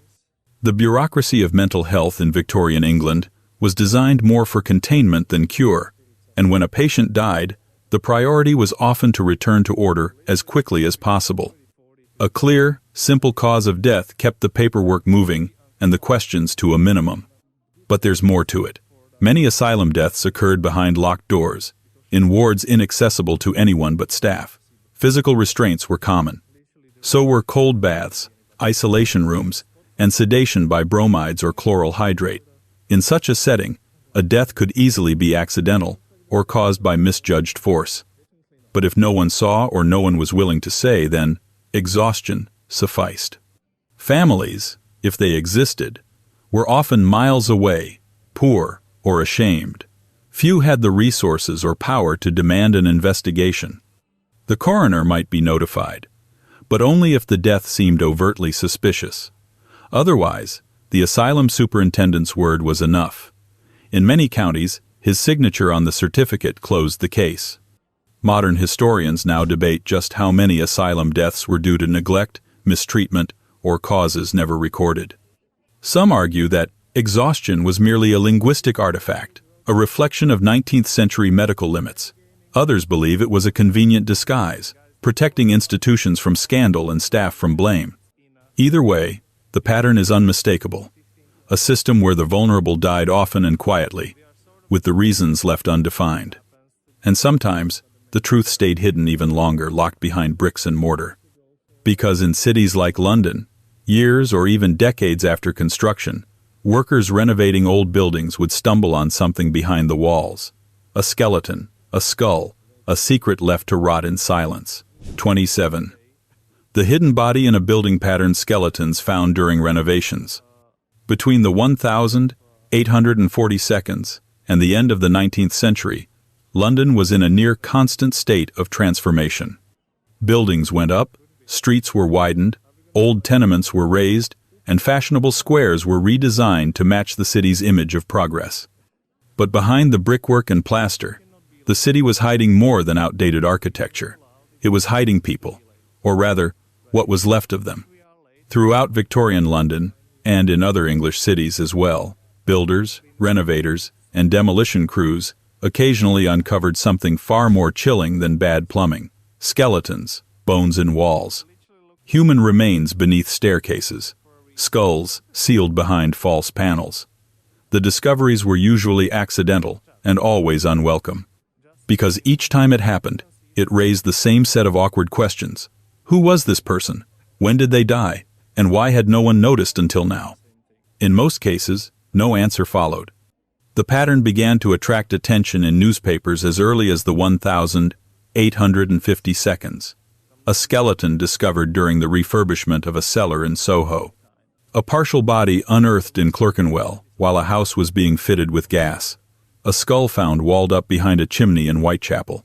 These were not the forgotten dead of ancient burial grounds. They were fresh enough by Victorian standards to suggest relatively recent concealment, but they weren't accompanied by crime scenes, suspects, or even coherent stories, just bones, dust, and silence. The causes of death in these cases were impossible to determine. Forensic science at the time lacked the tools to estimate time of death with precision, let alone explain injuries from bones alone. There were no DNA tests, no centralized missing persons database, and often no useful clothing or artifacts left behind. Many of the victims were assumed to be women or children, based on size or remnants of dress fabric, but even that was speculative. Theories abounded. Some believed these were the victims of Victorian infanticide babies born in secrecy and hidden out of shame or fear. Others suspected domestic murders, with the killer using construction phases or vacant buildings to conceal the evidence. A few speculated that the remains could be older still, linked to crimes from decades earlier, when record-keeping was even more tenuous. But no one really knew, and no one was particularly eager to find out. Police, when notified, would sometimes investigate, but without evidence of foul play, they had little incentive to pursue the case. After all, if a skeleton was found in a building constructed 30 years earlier, who would they even question? The workers? The former owners, many of whom were long dead themselves? In most cases, the response was procedural.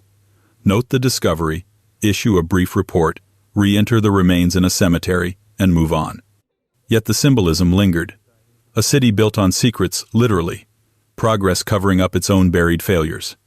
In a society obsessed with visibility, status, and public image, the forgotten dead served as an uncomfortable reminder that not everything disappeared cleanly.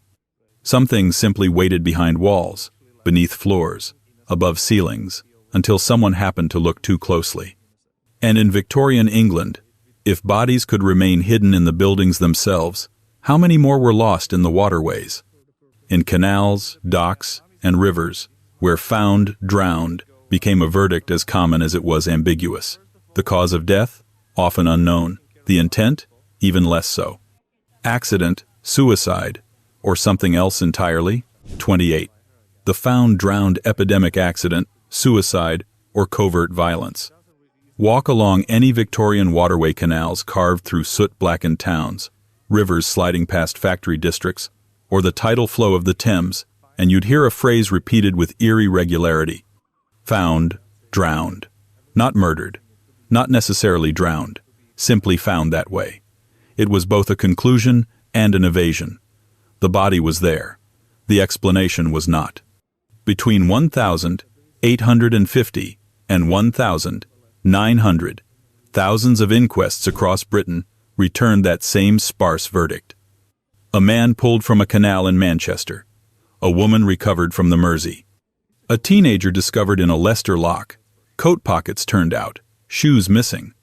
Some of these deaths were, of course, accidents. Many may have been suicides. But historians have increasingly argued that a significant number were neither, and that the phrase found drowned became a catch-all for deaths no one wanted to think too hard about. Victorian coroners had limited tools, and even fewer incentives to dig deeper. A body in water lost its story fast. Livor mortis could mislead. Bruising could be missed.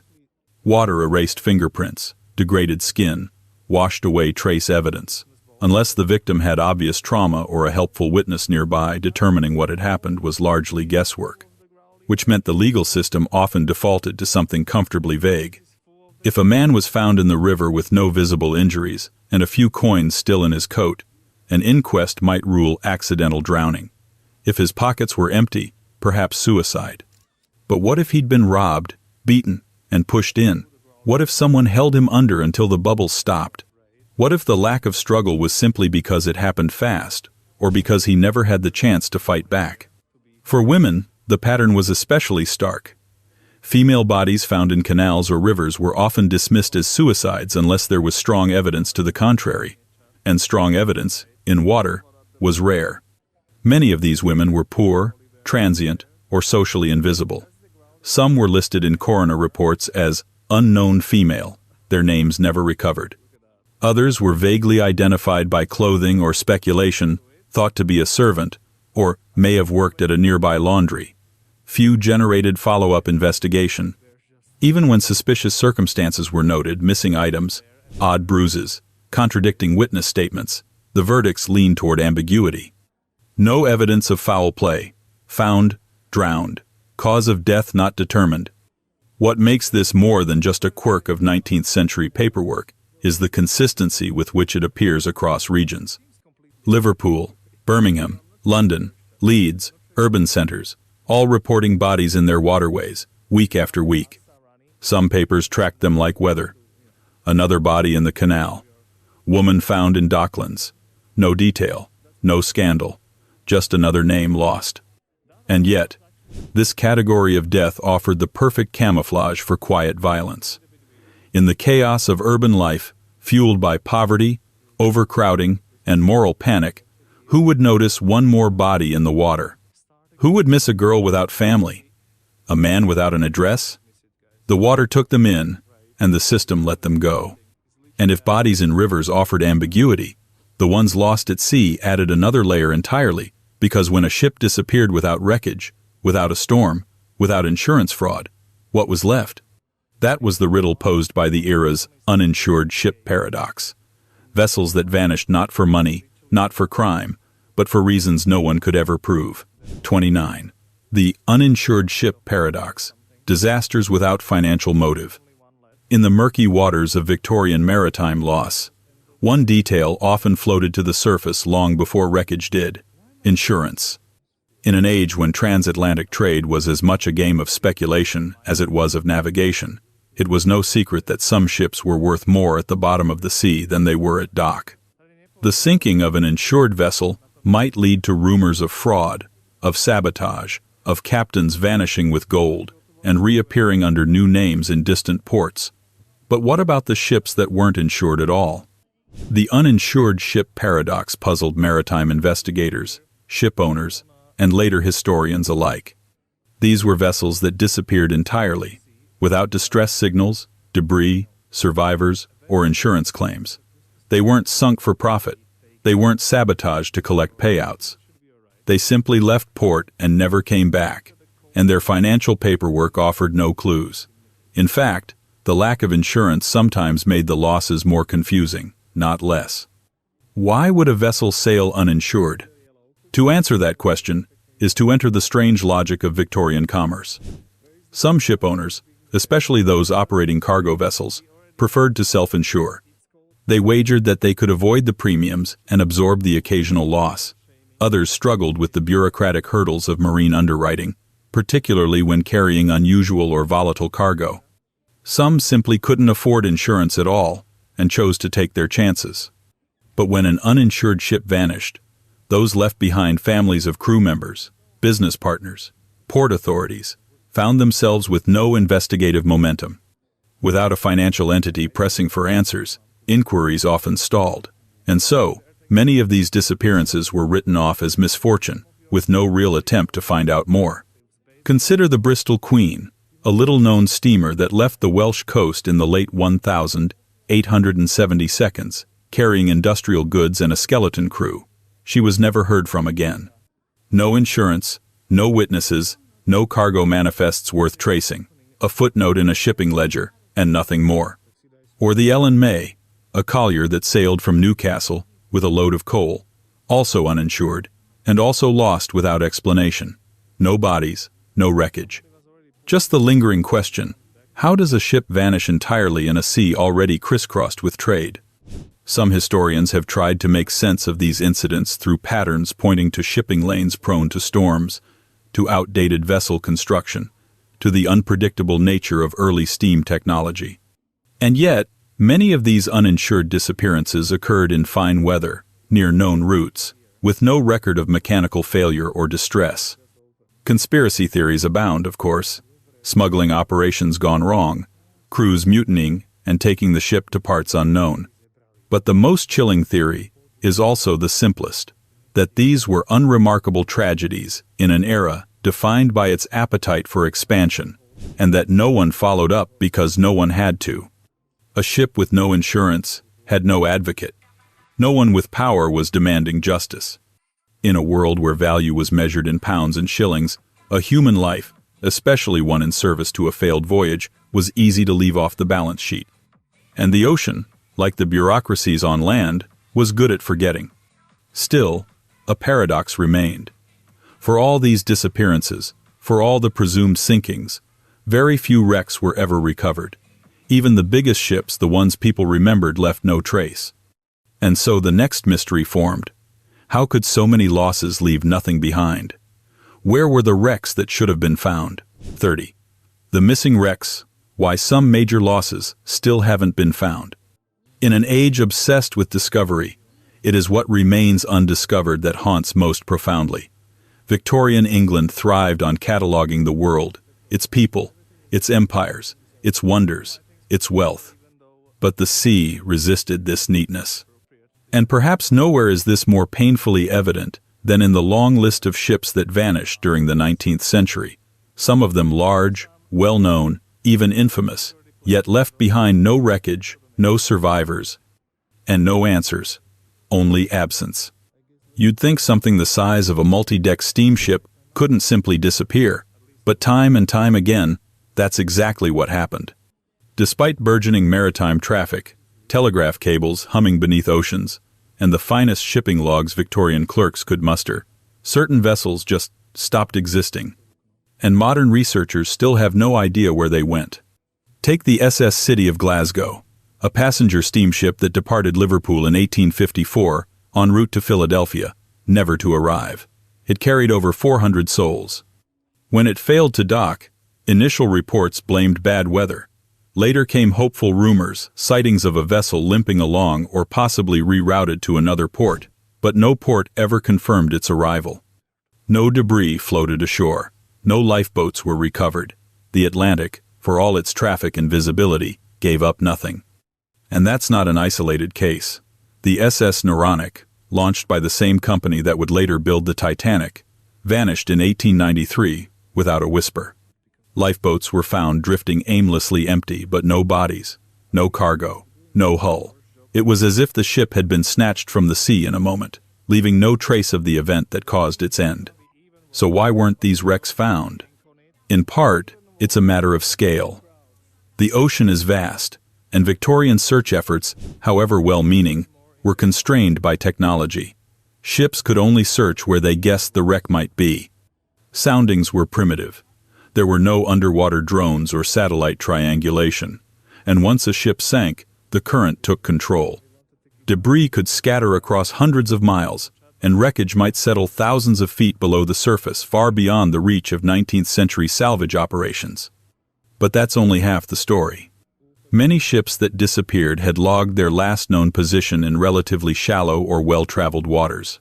Some, like the HMS Atalanta, were Royal Navy vessels with experienced crews and detailed itineraries.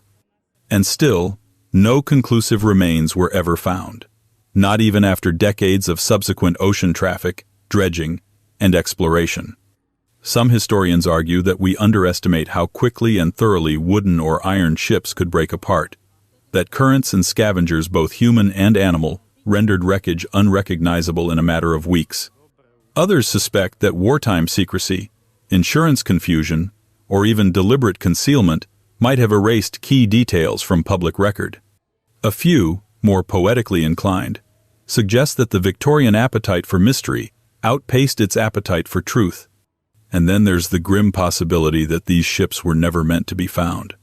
That, much like the forgotten poor buried in unmarked graves, the wrecks were simply written off, lost not only to the sea, but to bureaucracy, disinterest, and the unspoken Victorian belief that some disasters were best left unexamined. After all, if a wreck couldn't be found, it couldn't be blamed, and if it couldn't be blamed, no one had to pay financially, politically, or morally. Still, these missing wrecks pose a silent challenge. Their stories are unfinished, their passengers unnamed in death. And while the ocean may have hidden their graves, the cities they sailed from held an entirely different kind of mystery. Those who died with no paper trail, no names, and no one to claim them. The living unknowns of Victorian England. 31. Identity without paper. Victorian unknowns who stayed unknown. In the ledger-bound world of Victorian England, identity was supposed to mean something. You were a name, an occupation, a parish record. You were catalogued, baptized, married, buried, or incarcerated somewhere, under someone's handwriting. But even in this grand paper empire, thousands of people slipped through the cracks. And when they died, particularly in the streets, canals, or tenements of London and other industrial cities, they did so namelessly. Officially, they were labeled simply as unknown. The problem wasn't just the absence of documents. It was the machinery of bureaucracy grinding to a halt when identity became a question instead of an answer. A body was found on a railway line, in an alley, under a bridge, and if it had no letters, no one to recognize it, no name stitched into the clothing, the system had no levers left to pull. The coroner would record unknown male, aged approximately 40, or female, possibly of foreign origin. The death might be noted in the press. A brief inquiry would be held. And then the person, because that's what they were, would vanish into a shallow, unmarked grave, and a deeper, unmarked history. This wasn't rare. It was routine. In fact, it became so routine that large cities had standardized processes for dealing with the unidentified dead. London, Manchester, Liverpool, and Glasgow all maintained registers of bodies never conclusively named. Some coroners even kept pre-written templates. Cause of death, unknown. Identity, unknown. Verdict, accidental death. Tick, tick, tick. Why so many? For one, Victorian cities were teeming with transients. People moved constantly looking for work, fleeing debts, or escaping reputation. It was common to use false names when renting lodging, particularly for the poor or for women traveling alone. The result? When someone died, even if they had been known by name during life, the name might not be real, or it might not match any known relative or record. Second, many people simply had no family nearby to report them missing. Think of the railway porters, washerwomen, barmaids, dock laborers, coachmen, and workhouse inmates. If they vanished, who noticed? If they died, who connected the dots? Even when someone came forward claiming to recognize the body, the identification was often based on guesswork, clothes, hair, a birthmark. Without photographs or centralized records, there was no way to confirm. This was before fingerprints, before dental records, before national databases. Identity was fragile, carried in the mind of someone else. And if no one remembered you, or no one was willing to say they did, you became one of the unknown. Sometimes, attempts were made. Coroners would place notices in newspapers. Body of unknown man, found near Blackfriars Bridge, wearing brown coat and patched boots. Estimated age, 50. Inquiries to Southwark police. Occasionally, this worked. More often, it didn't. The trail went cold before it ever warmed. Modern historians now wonder how many of these cases were missed crimes. How many were written off as misadventure or accident because the absence of identity also meant an absence of narrative. Without knowing who the victim was, how could you know what they feared, who might have wanted them gone, or where they were last seen? So they stayed faceless. A statistic in a coroner's ledger. A skeleton in the city's conscience. And this theme of anonymity, as both shield and failure, echoes again in another category of Victorian mystery, those where body parts were found, not whole bodies, and always in public places, as if someone wanted the discovery, but not the accountability. A grim ritual of concealment and revelation. Wrapped in paper, boxed in crates, left where someone would eventually look. 32. The London parcel dumping, question where dispersed remains a serial method. In the late Victorian cityscape, packages were everywhere, parcels stacked on handcarts, crates thumped onto stoops, wrapped bundles passed between grocers, tailors, and messengers. London, moved by parcel, which made it all the more horrifying when, in the 1,880 seconds, some of those parcels stopped carrying goods and started carrying parts. Dismembered human remains, wrapped like any other delivery, began appearing across London. Left in alleys, placed in stairwells, tucked into paper wrappings or small wooden boxes, sometimes tied with string, often in the early morning hours, as if delivered under cover of fog. The newspapers, already drunk on the bloody drama of the Ripper murders, didn't know what to do with it. They wanted to connect everything, but these weren't quite the same. There were no letters. No taunts, just body parts, methodically separated and methodically abandoned. Was it one person doing this? Was it many? That question became the obsession of both the police and an increasingly suspicious public. What emerged was a chilling possibility. Parcel-based disposal wasn't an isolated method. It might have been a pattern. A calculated, repeatable way to get rid of a body in pieces, without needing to explain a full corpse in any one place. You didn't need to bury a body if you could break it down and scatter it. Especially in a city designed for endless movement and endless forgetting. But the challenge, then and now, was linkage.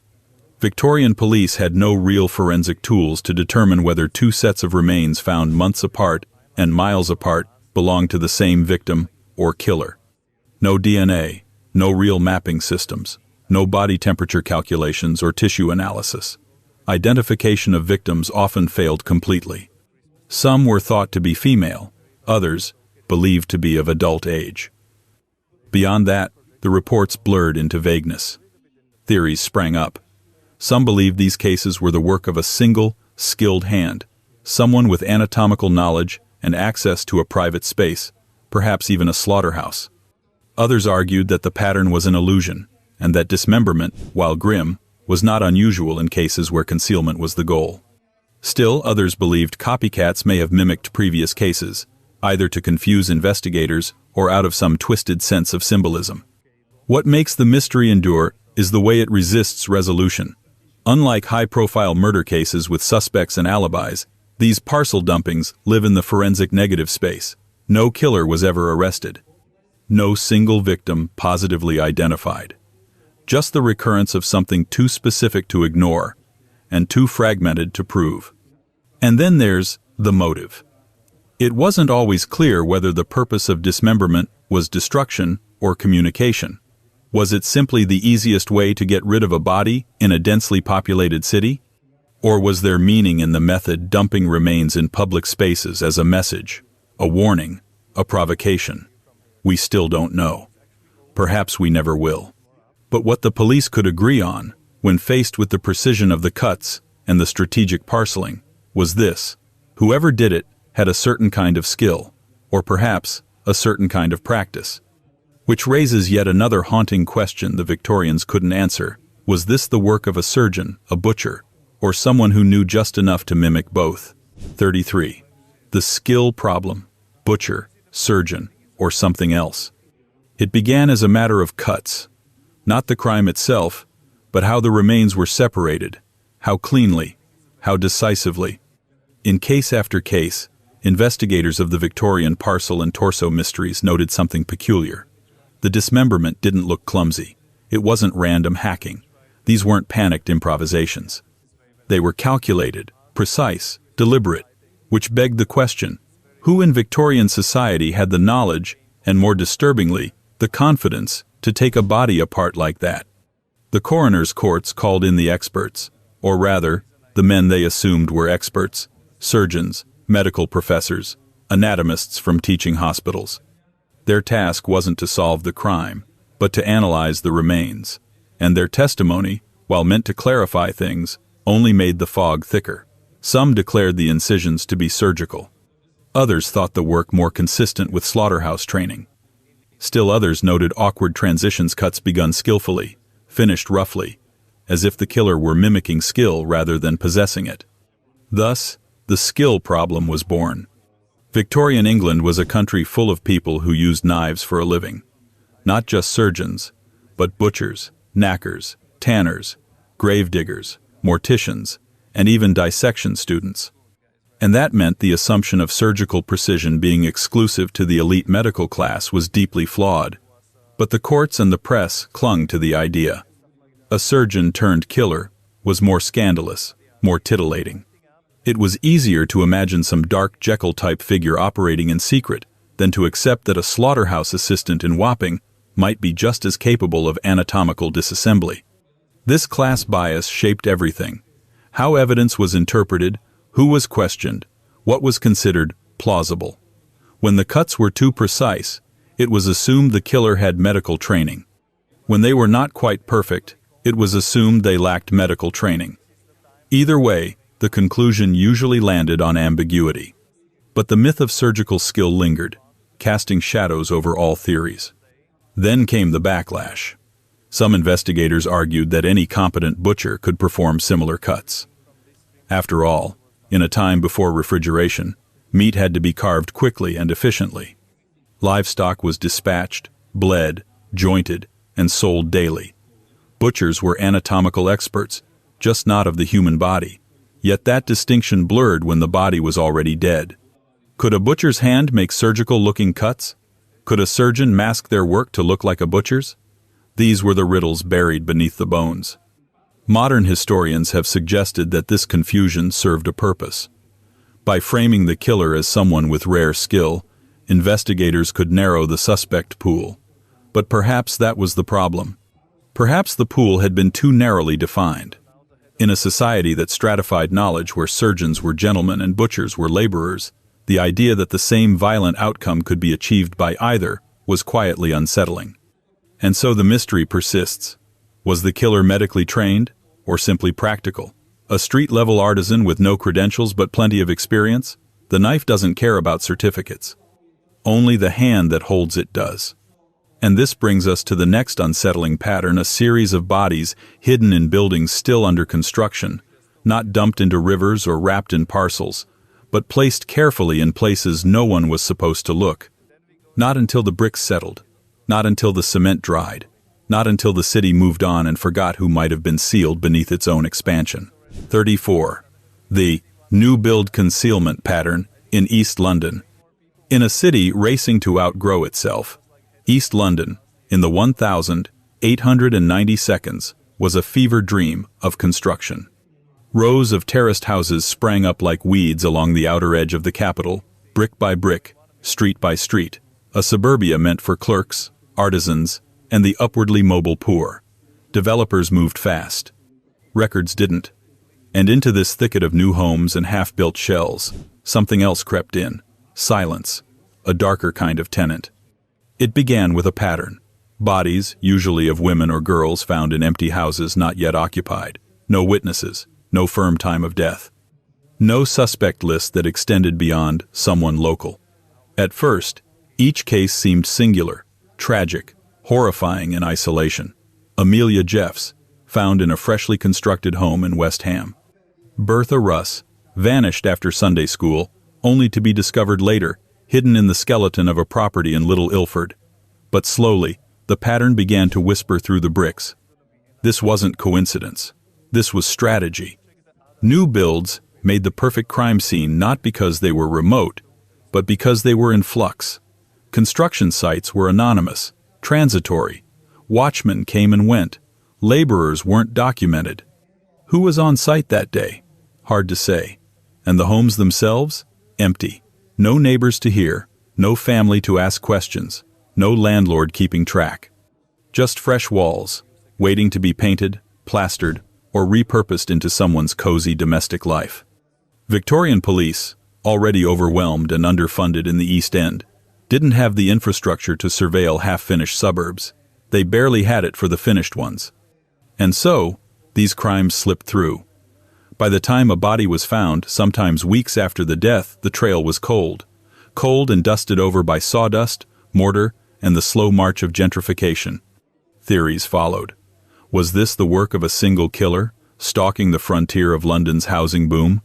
Or was it simply that the construction sites offered convenience to more than one offender? If you wanted to disappear someone, you didn't need to dig a grave.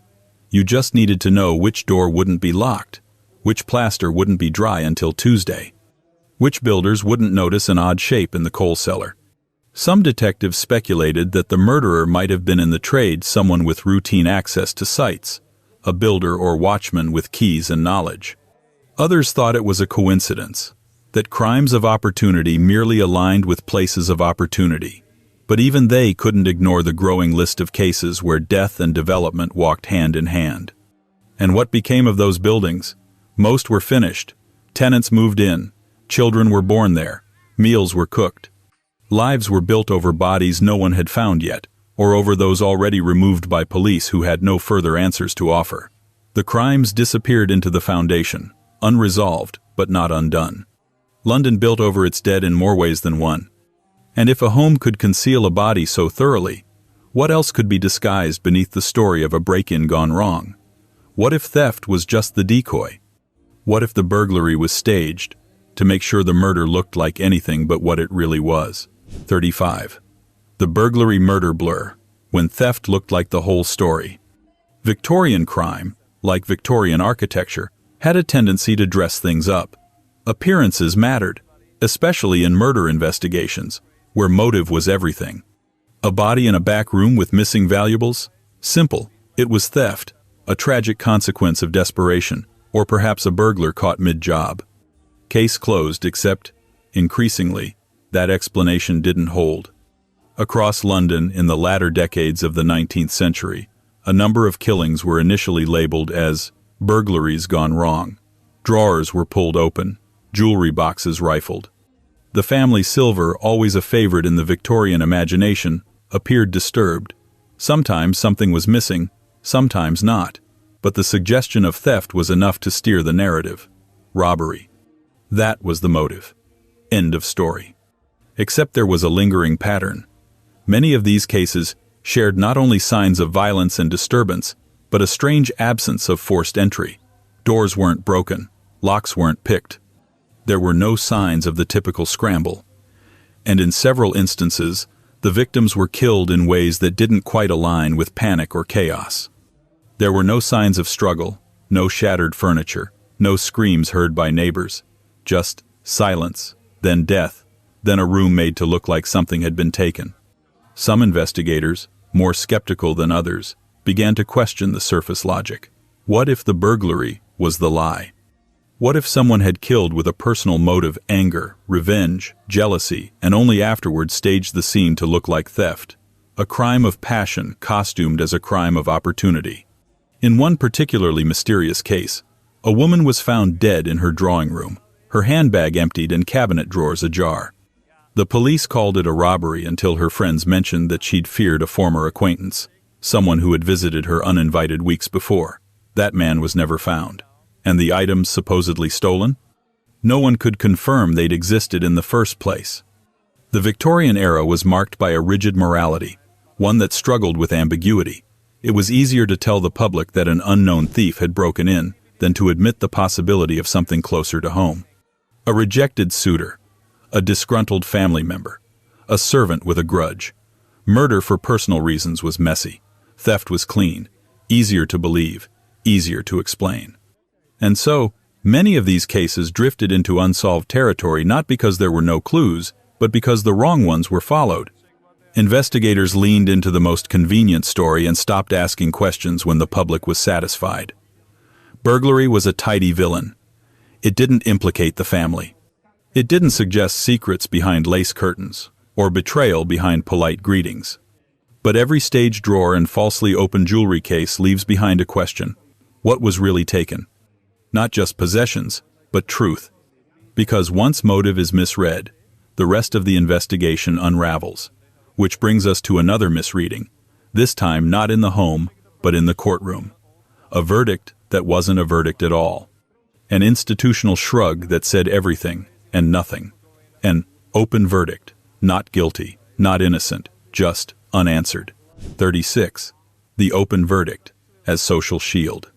In the Victorian justice system, there existed a peculiar kind of non-answer, a legal shrug dressed in courtroom formality.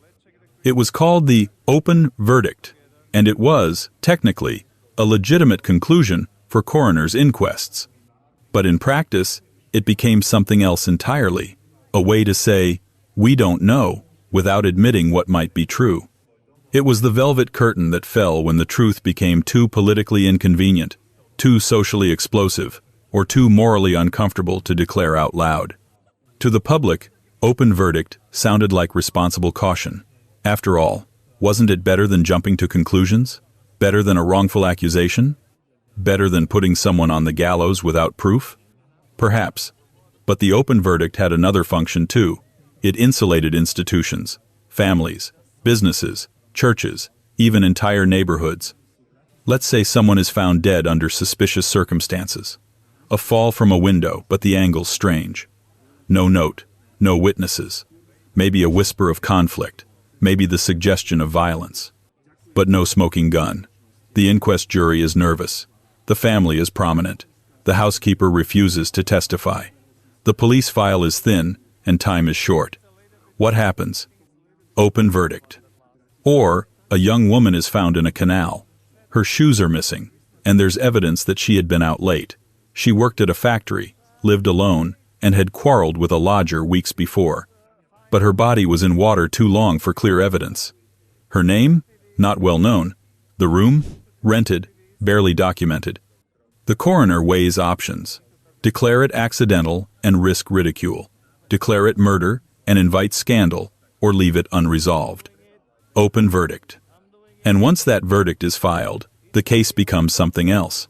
Not an ongoing mystery, but a story paused indefinitely. No charges, no follow-up, no headlines, no answers. Just a record, boxed and shelved, the ink already drying on what might as well be closure. This wasn't rare. In fact, it was disturbingly common. Victorian coroners often preferred ambiguity when clarity would shake things too hard. Declaring a death murder demanded a manhunt. Declaring it suicide required moral certainty. Accidental death placed blame on luck or fate, but an open verdict? That placed blame on no one. It was the ultimate compromise. And compromise, in Victorian England, was often less about fairness than about preserving appearances. It also helped that most inquest juries weren't composed of forensic experts or hard-nosed investigators. They were locals, tradesmen, clerks, and shopkeepers, people who might know the family, people who might worry what a real verdict could do to reputations, to business, to peace and quiet. Open verdicts allowed the system to keep its hands clean. But underneath that legal neutrality lurked a strange kind of fear, not just of error, but of truth, because naming something meant taking responsibility for it. And in a society obsessed with order, declaring disorder could be far more dangerous than the crime itself. Of course, this culture of cautious ambiguity didn't just affect verdicts. It infected the entire process of investigation, especially when institutions, the police, the courts, the coroners, kept separate files, uncoordinated, fragmented, and when those files didn't talk to each other, well, neither did the facts. 37. The missing link between police files and coroners' files. It would be comforting to think that when a mysterious death occurred in Victorian England, all the relevant authorities pulled together, pooling evidence, sharing notes, building a unified picture of what happened. It would also be wrong. In practice, the machinery of justice in 19th century Britain was less a well-oiled machine and more a disassembled carriage, its parts scattered across institutions that rarely spoke to each other. Chief among the casualties of this bureaucratic disconnection, the truth, or more specifically, the kind of truth that requires two puzzle pieces to click together like a motive discovered by police and a physical clue noticed by a coroner. But those puzzle pieces often sat in different drawers, under different locks, in different buildings, sometimes for decades. When a suspicious death occurred, two distinct processes kicked in. The police would begin their investigation, gathering statements, interviewing potential witnesses, searching premises. Meanwhile, the coroner, technically independent, would prepare for an inquest. He would summon a jury, call medical witnesses, and try to determine the cause of death. But the problem was that these two tracks didn't always run in parallel, let alone intersect. Police might uncover information that never made it to the coroner's hearing. Coroners might hear speculative testimony or admit circumstantial theories that the police had already ruled out, but since their records weren't automatically shared, contradictions festered quietly. And when the inquest reached a verdict, especially if it was an open verdict or death by misadventure, the police often saw no further reason to proceed. One stamp of uncertainty could halt an entire investigation. Worse still, many of these records were poorly kept. Coroners' files were often handwritten, sometimes destroyed after a few years, or simply misfiled. Police records, particularly at the local level, were no better. Some constabularies lacked storage space, clerks, or even a system of archiving. Paper was expensive, and so was time. Many cases never got properly documented beyond a few brief notes. If someone wanted to find out, 10 years later, what really happened in a given case, good luck. Modern researchers attempting to piece together Victorian mysteries have frequently hit this institutional wall. One set of documents describes a dead body found in an East London alley. Another, in a different archive entirely, contains a vague coroner's inquest about an unknown woman found the same week, a few streets away. The names don't match, because there aren't any. The timing aligns, but the description is slightly off. Were they the same person? No one at the time thought to ask. This fractured structure wasn't simply an administrative hiccup, it shaped the very nature of unsolved crime in the era. Many mysteries remained unresolved, not because the clues weren't there, but because they were scattered across silos that refused to collaborate. Different handwriting, different priorities, different jurisdictions, and in some cases, very different interpretations of what justice should look like. The police saw crime. The coroner saw cause of death. Neither saw the whole person. And so many of these cases faded not into oblivion, but into fragmentation. The story existed, just never in one place. But institutional dysfunction wasn't the only force that warped investigations. Sometimes, the truth was quietly brushed aside, not by neglect or incompetence, but by choice. Especially when the suspect wore clean clothes, had a respectable name, and moved in circles no one wanted to accuse. 38. The problem of respectable suspects. There was something particularly British about it, a societal reflex wrapped in manners, corsets, and soft-footed denial. In Victorian England, respectability wasn't just a social marker, it was a shield. And when a suspect was respectable, well-dressed, well-spoken, well-situated, the scrutiny often softened. Evidence became less certain. Witnesses grew quieter. Juries hesitated. Investigations slowed down, as if to politely tiptoe around the implication that someone of standing could ever do something so indecent. A murder in a slum would summon suspicion from every direction. But a death in a drawing room? That was more delicate, especially when the family had influence, when the suspect attended church, or knew the constable's superior, or sat on a local board. In those cases, the Victorian system, so proud of its legal traditions, sometimes preferred discretion over confrontation, especially in crimes where motive and method could be clouded, and where circumstantial evidence alone wouldn't quite stick. The problem wasn't just individual prejudice, it was structural. Detectives knew that accusing someone of rank meant trouble. It meant letters to editors. It meant lawyers with titles. It meant risking your own position if the case didn't hold. So why not pursue easier leads? A servant with no alibi, a lodger with foreign accent, a vagrant who'd already been moved along by police before. These suspects didn't have reputations that mattered to anyone in power. And so, when an unsolved mystery lingered, it was often because the only real suspect was someone nobody wanted to suspect. Take the case of a wealthy widow found dead under questionable circumstances. Her personal physician offered a vague timeline. A family acquaintance was the last to see her alive, but his statements shifted slightly with each telling. The staff spoke of whispered arguments behind closed doors, but none of this was enough. The coroner's inquest returned an open verdict. No charges were brought. The family called it a tragedy. The community called it an accident. The file quietly closed. Historians now look back at such cases with narrowed eyes. What was dismissed as coincidence then may well have been deference. A hesitation to tarnish a name that appeared in parish records or funded the local hospital wing.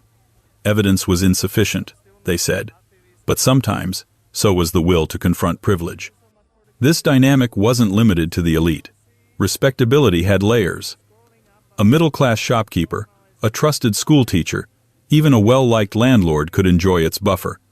To accuse such people was to cast doubt on the stability of the world itself. If they could kill, what did that say about the rest of us? And so, when scandal threatened to surface, the system leaned away. Inquest juries leaned toward ambiguity. Coroners leaned on cautious language. And the accused? Often, they simply leaned back into their reputations, letting silence do the heavy lifting. But silence, as the next mystery reveals, is a fragile thing, especially in places where strangers come and go with little notice. In ports, in boarding houses, in narrow city streets where no one knew your name, and your accent made you a suspect before your story even began. 39. The foreign sailor scapegoat pattern. London, in the 19th century, was more than a capital. It was a crossroads of goods, money, and above all, people. Its ports churned with life. Sailors from Scandinavia, stevedores from the Mediterranean, dockhands from West Africa and the Caribbean. They came to unload cargo, to drink, to gamble, to vanish into the fog, or to sleep in rented bunks until the tide turned and work called them elsewhere. These men were essential to the empire's bloodstream, yet invisible to its moral imagination. Unless, of course, someone died. When a crime rattled a neighborhood, especially the crowded ones east of Tower Bridge, there was often no shortage of suspects. But over and over again, the eyes of both public and press turned toward the transient foreigner. The sailor no one had a last name for, the boarder who'd just arrived and left without notice, the man in the dark coat with a thick accent and a foreign coin in his pocket. In times of mystery, these figures offered something irresistible, a narrative escape hatch, a neat solution. Someone to blame who didn't live here, didn't vote here, and probably wouldn't be around for questioning in the morning. It wasn't always a formal accusation, although sometimes it was. More often, it was rumor, shorthand, atmospheric suspicion. A witness thought the man she saw looked foreign. a constable mentioned that the nearby dock was full of unfamiliar faces. The newspaper embellished a sighting, and by the time the story reached breakfast tables, the killer had become a shadowy outsider with a foreign name and a taste for violence. It was crime as theater, with the stranger cast as the villain before the script was even finished. Of course, some of these men were arrested. A few were even charged. But more often than not, the cases collapsed. The language barrier blurred witness statements. Alibis vanished across ocean routes. The accused might be guilty, or he might simply be someone who was easy to isolate, hard to protect, and impossible to verify. In any case, once the case faltered, the name was forgotten.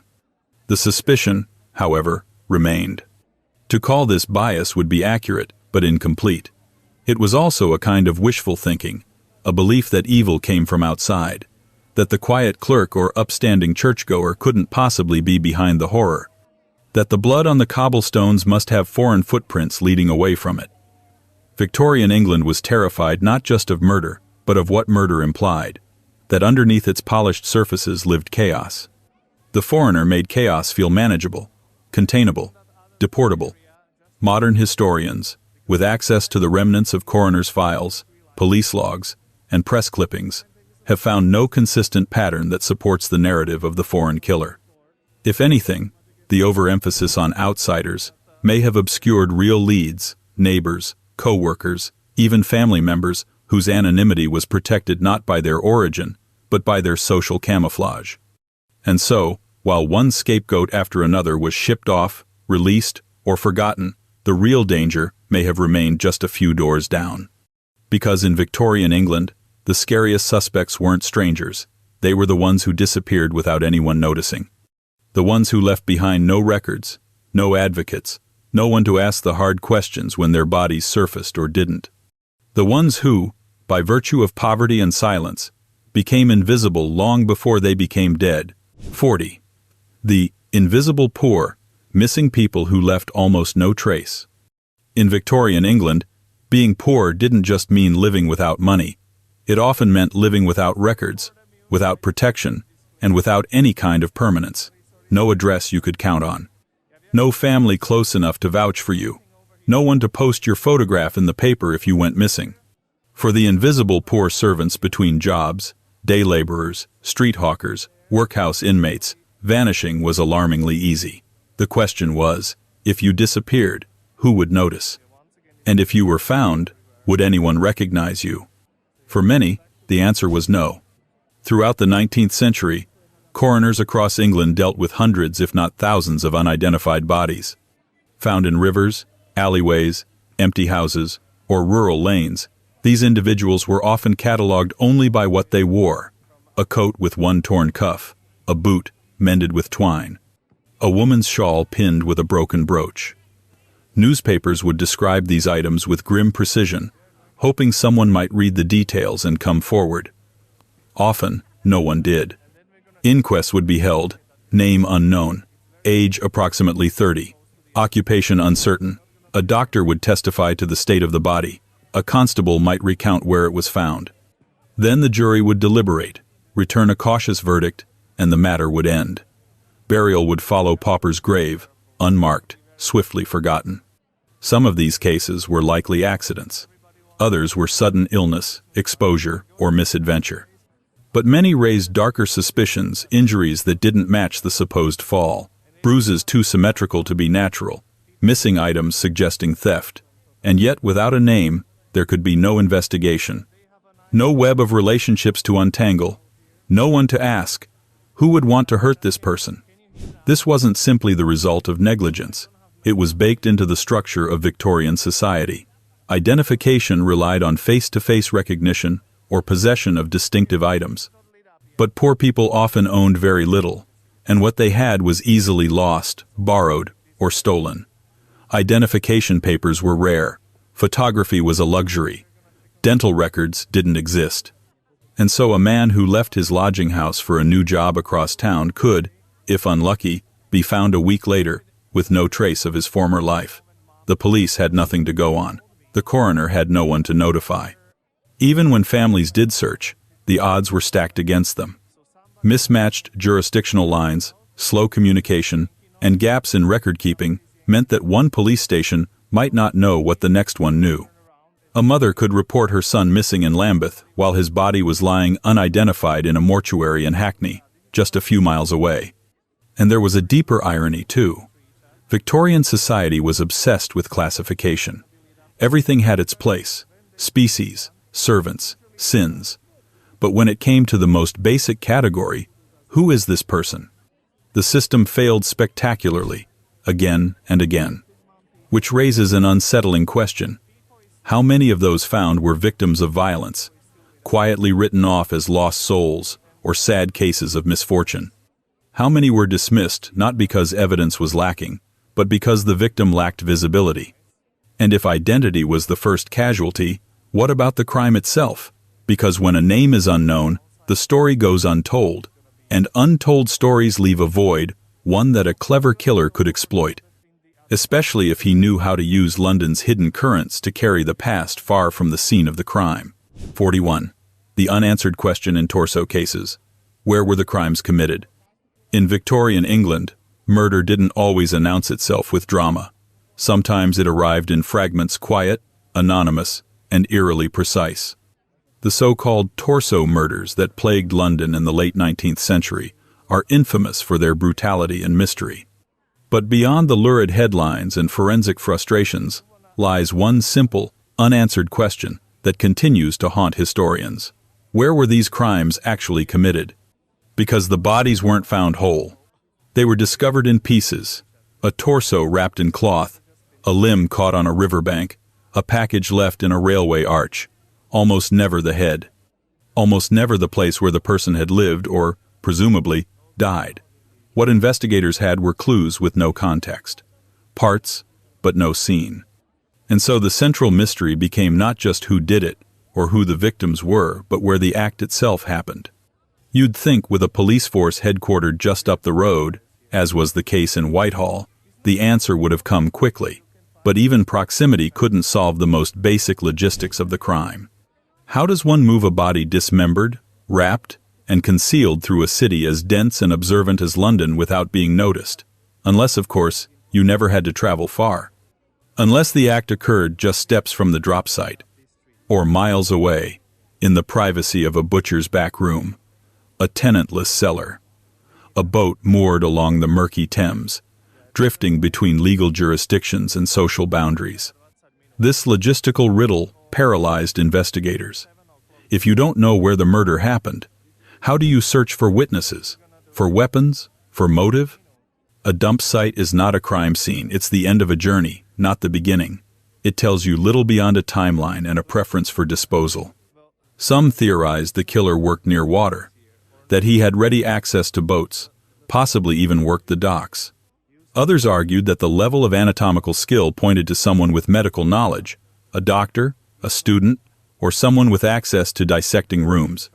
But these theories all depended on guesswork about where the killing took place. Without a physical scene, no one could test blood patterns, examine walls, or reconstruct a sequence of events. In the absence of a location, theories bloomed. The killer had a slaughterhouse. The killer had a mobile cart. The killer used the underground sewer system. Each suggestion said more about the investigator's imagination than about the killer's method. The police were good at cordoning off streets, but how do you cordon off a river? Worse still, every unanswered question in these cases hinted at something bigger. Not just one unsolved murder, but a pattern, a strategy. A killer or killers who understood how to defeat the system not with speed or cunning, but with silence. A killer who left just enough behind to confirm the horror, but never enough to trace it backward. The most chilling part? That strategy seemed to work. And if that wasn't unsettling enough, there was another detail that emerged across multiple torso cases. A clue both obvious and elusive, hidden in plain sight, and almost too convenient, the river itself. Was it merely a dumping ground, or something more deliberate? A conveyor belt for secrets, flowing right through the city's heart. 42. The water transport hypothesis. Using the river as a conveyor. The River Thames has always been a defining feature of London, its spine, its artery, its timeless witness. In the Victorian era, it was also a place of deep contrasts. A symbol of empire and industry by day, a winding, whispering accomplice by night. For those trying to navigate the city, it was a map. For those trying to hide within it, it was a mirror, reflecting back only what the surface allowed. And for those trying to erase something, someone it offered, a kind of cruel convenience. By the late 19th century, the Thames had quietly developed a reputation not just as a thoroughfare, but as a place where secrets washed ashore, torso after torso, limb after limb, always separated, never complete, and always delivered, as if by dark appointment, to a place where it could be found but never fully explained. This gave rise to what some investigators and later historians have called the water transport hypothesis. The theory is deceptively simple, that the Thames was not just a dumping ground, but a tool, a method of controlled disposal, a deliberate part of the killer's plan. It's tempting to dismiss this as the kind of elaborate theorizing born from desperation, but the pattern forces reconsideration. The dismembered remains didn't just appear at random, they surfaced in particular places, sometimes miles apart, and sometimes in quick succession. The Thames, with its tidal ebb and flow, might scatter debris over time, yes, but not like this. These discoveries felt timed, curated, selected for theatrical impact. A torso under a railway arch, a parcel near Parliament, a foot beside a bustling dock. To those watching closely, it didn't feel like chance. It felt like choreography. Some believed the killer had access to the river itself, a boat perhaps, or a job that allowed movement along the water unnoticed. A night worker, a barge operator, a dockhand. Someone who understood not just the river's geography, but its rhythms, its silences, its habits. They would have known when the tide would carry a wrapped bundle downstream and where it was likely to catch. Which eddies would trap a package, which bridges had blind spots. Others took a darker view, that the river wasn't just used after the crime, it was central to it, that perhaps the killings took place on the water, a converted cabin, a barge used as a mobile workshop, a floating space, beyond the reach of most police routes, immune to door-knocking or casual surveillance. But no boat was ever found, no bloodied deck, no eyewitness account of midnight activity under the wharfs, nothing. Only the results, always the results. Police at the time struggled to coordinate river-based investigations. Jurisdictional disputes between city police and metropolitan authorities meant that coordination was sluggish, sometimes petty. One precinct's problem became another precinct's paperwork, and the Thames, with its indifference, kept on flowing. Modern experts, armed with title charts and forensic modeling, have tried to backtrack the drift patterns. Some say it could have been random. Others believe the bodies were anchored, meant to surface just at the right moment. But all agree on this. Whoever was responsible understood the river better than the investigators did. The river, unlike a house or alley, couldn't be locked down. It couldn't be fingerprinted. It couldn't be interrogated. And if the river served as the killer's silent accomplice, then what of the act itself? Was it meant for someone specific, or was it a message, a provocation? Because as we turn to the most theatrical of these acts, we come face to face with the ultimate mystery. Not just what happened, but why. 43. Who was the intended audience of the Greenwich bombing? On a cold February day in 1894, a man was seen walking through Greenwich Park, not far from the Royal Observatory. He wasn't in a hurry. Observers later said he didn't appear nervous. Just a man with a parcel tucked under his arm, strolling past the meridian line, the very spot from which the world measured time. Then, without warning, the man exploded. Literally. What was left of him scattered across the neatly kept grass. No one else was harmed, though a few passers-by were understandably shaken. The police arrived quickly. So did reporters. And then came the question no one could quite answer. Even now, what was the target? Because bombs rarely go off without a message. Especially not in the 1,890 seconds, when anarchist plots were already peppering the headlines, and every stray explosion prompted fears of a revolution smuggled in from the continent. Theories flew fast. Was the Royal Observatory the intended victim? Was the bomber interrupted? Did he fumble the timing? Or was this an act of desperation, a planned demonstration that misfired, killing the messenger before the message? The man was eventually identified as Marshal Bourdin, a 26-year-old French anarchist living in London. He had ties, at least loosely, to radical political groups. He frequented cafes where revolutionaries sipped cheap coffee and debated the overthrow of monarchies. He believed in the cause, but that only added fuel to the fire of speculation. Was Bourdin acting alone? Was he part of a larger cell? And most crucially, was this an act of terrorism or an accidental death disguised as one? The police leaned into the political angle. Scotland Yard, under pressure from politicians and the public alike, scoured known anarchist enclaves for clues. But while there were arrests and interrogations, nothing concrete emerged. The trail fizzled. No co-conspirators were named. No confession letters surfaced. No manifesto claimed credit. And then came the stranger question. Was the explosion even meant for public display? Some argued that the device was never supposed to detonate where it did, that Bourdin had been en route to plant it somewhere else and mishandled the fuse. If so, where was he headed? The observatory? The nearby Naval College?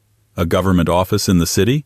Or was he perhaps transporting the device for someone else, unwittingly walking his own death sentence to an unknown destination? Others thought more symbolically.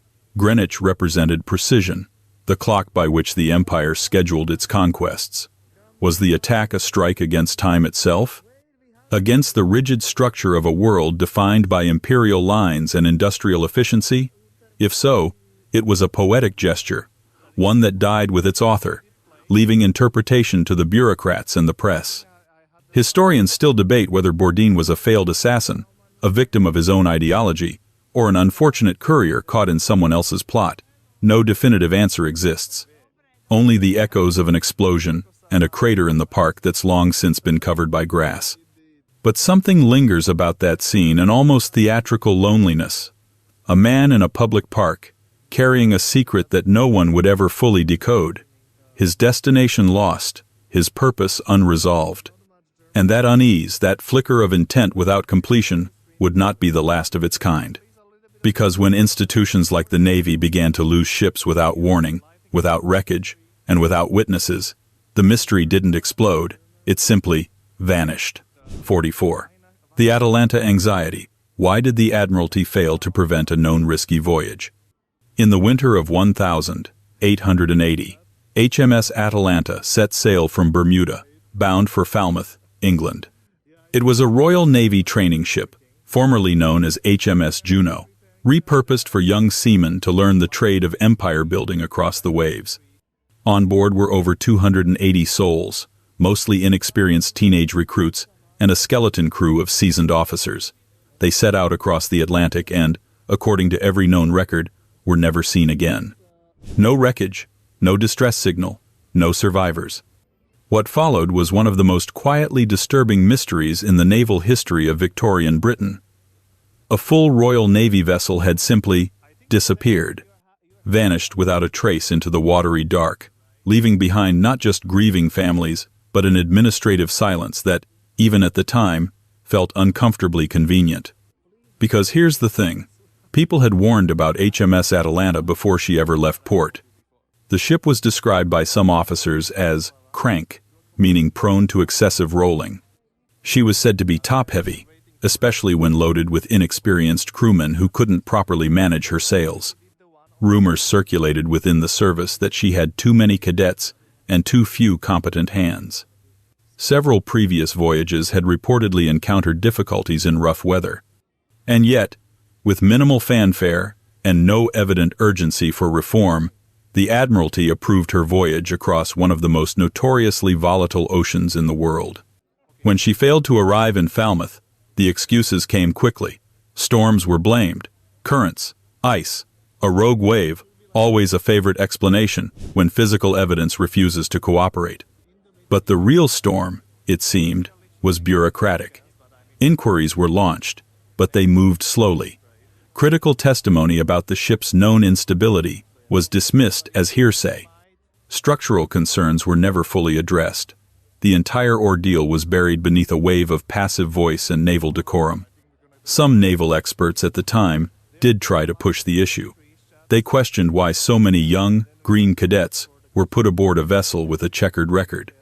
Why, given the previous concerns, had there been no safeguards, no extra escorts, no weather contingency plans? Why, in short, had no one stopped this obviously risky voyage? And here's where the mystery sharpens, not around what happened at sea, but around what didn't happen on land. There was no real reckoning, no major changes to naval training protocols, no high-profile resignations. The incident faded into the kind of institutional memory that prefers silence over introspection. After all, it was the Victorian Navy, an emblem of British pride. To admit error was to invite weakness. Far better to call it fate and move on. To this day, no confirmed piece of HMS Atalanta has ever been recovered. No logbooks, no lifeboats, nothing to mark her final moments on the Atlantic. Just a collective shrug wrapped in official paperwork, and a generation of cadets lost to a mystery their superiors declined to prevent. And yet, the Atalanta wasn't the only ship that failed to return. In fact, it wasn't even the most infamous. Because just over a decade later, another British vessel, a cargo liner this time, would set out on its maiden voyage and vanish into history. But unlike the Atalanta, it left behind something unexpected. 2 lifeboats floating, empty, far from their origin. 45. The message in a bottle problem, Noronic.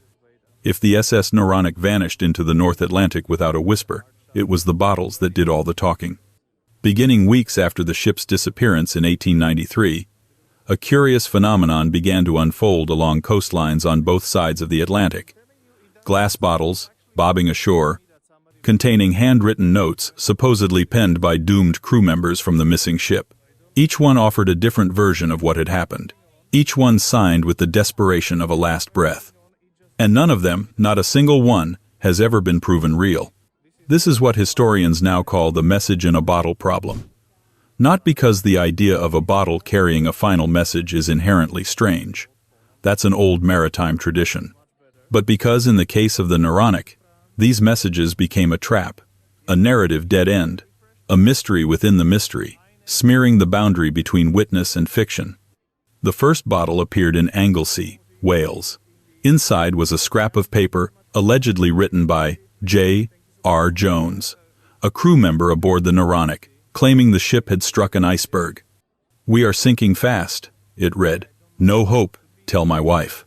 A few weeks later, another turned up, this time in Ireland, then another in Virginia. One said there had been an onboard explosion. One hinted at foul play. Some repeated similar phrases, as if copying each other's drama. The public, understandably, became obsessed. Newspapers ran the notes in full, front-page stories about the bottles as if they were ghost telegrams. Families clung to the idea that their loved ones had tried to reach them one last time. It was heartbreak, recycled for mass consumption. But almost immediately, cracks formed. The handwriting was inconsistent. Some used stationery from companies unrelated to the White Star Line. The terminology was wrong landlubber phrases where seafarers would have used jargon. Investigators noted that names didn't match crew lists. Forensic methods at the time were primitive, but even then, the irregularities piled up. Most damning of all? Timing. For some of these bottles to have drifted from the mid-Atlantic to shore within days or weeks was, at best, meteorologically improbable. At worst, completely impossible. So what were they? Some scholars suggest they were grief-driven hoaxes, locals near port towns hoping to stir attention, or even cruel pranksters taking advantage of widespread anxiety. Others argue that at least one of the bottles might have had a kernel of truth, an actual note intercepted and rewritten or misattributed. But the majority view today is simpler, and somehow sadder, that the bottles were a byproduct of helplessness, that when nothing else came from the sea, people decided to invent something that did. What makes the message in a bottle problem especially maddening is that it continues to appear in other maritime losses, note-like artifacts that walk the tightrope between fact and fabrication. They are deeply human in nature, an attempt to fill silence with meaning, even if manufactured. A need to complete the story, even when the story refuses to cooperate. In the end, no confirmed messages ever arrived from the Noronic.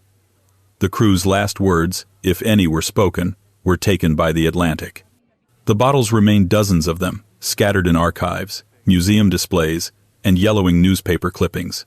Their words are dramatic, poetic even, but poetry is not proof. And as for what happened to the Noronic herself, the next mystery offers no messages, no bottles, no last-minute notes to decode. Just a ship that left harbor with full sails and vanished into myth, leaving only the cold, blank stare of the Atlantic behind. 46. The missing final position, City of Glasgow. In March of 1854, the SS City of Glasgow slipped away from Liverpool, headed west across the Atlantic on what was expected to be a routine voyage to Philadelphia. Aboard were more than 400 souls, passengers and crew, many of them emigrants, chasing the promise of a new life.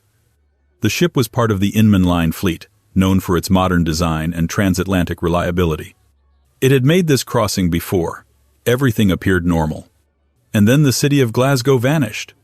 No confirmed wreckage, no distress signal, no survivors, and most puzzling of all, no agreed-upon final position. Unlike later maritime disappearances where some clue eventually surfaced, this ship seemed to have exited not just space, but time itself.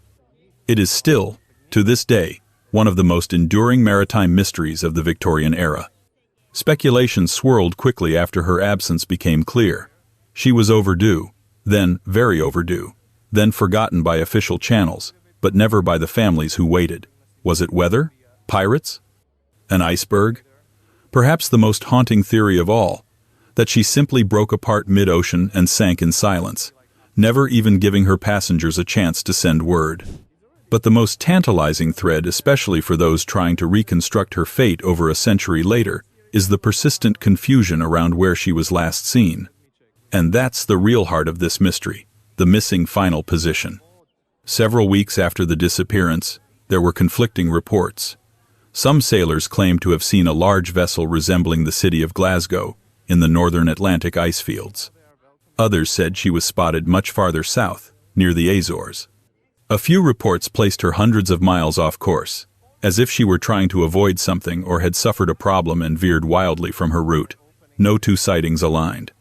And crucially, none were verified. It didn't help that weather records from that year were spotty at best. The winter of 1854 was particularly rough in the North Atlantic, with high winds and rogue seas reported by multiple ships. But it was also a time before the wireless, before GPS, before the kind of international coordination that might have spotted a drifting or damaged vessel. One modern theory posits that the city of Glasgow may have encountered ice farther south than expected. In the 1850 seconds, iceberg drift patterns were poorly understood, and some years saw unusually southern flows. If the ship struck ice at night, it might have gone down quickly, its iron hull breached, its passengers asleep. But that still doesn't explain why no wreckage floated to shore. No cargo, no personal effects, not even a lifebelt. Others have argued for structural failure, hidden flaws in the hull, perhaps exacerbated by poor weather or overloading. The ship was carrying cargo and a full passenger list. If she listed too far, or took on water, she might have gone down fast. Still, ships of her size usually leave something behind. And there's that final missing piece again, a confirmed last location. Without it, even sonar sweeps in modern times have nothing to target. The sea is large, that's obvious. But this particular vanishing act pushed the boundaries of even Victorian uncertainty. The missing final position wasn't just a logistical failure. It became symbolic, a metaphor for the era's limited grasp of the forces they sailed into with such confidence. The loss of the city of Glasgow exposed not just the fragility of iron and steam, but the illusions of control over an ocean that had no intention of playing along. And as ships continued to disappear throughout the century, sometimes with more clues, sometimes with even less, the Victorian obsession with documentation, measurement, and mastery would repeatedly be humbled by silence. Because some wrecks hide at the bottom of the sea, others hide in plain sight inside the assumptions of those who thought they could never be lost. 47. The police headquarters irony. Did Whitehall's proximity to police affect interpretation? There's a certain dark comedy to bureaucracy being physically close to the mystery it fails to solve. In 1888, this irony unfolded in real time when a headless, limbless female torso was discovered near the construction site of what would become New Scotland Yard, London's new Metropolitan Police headquarters.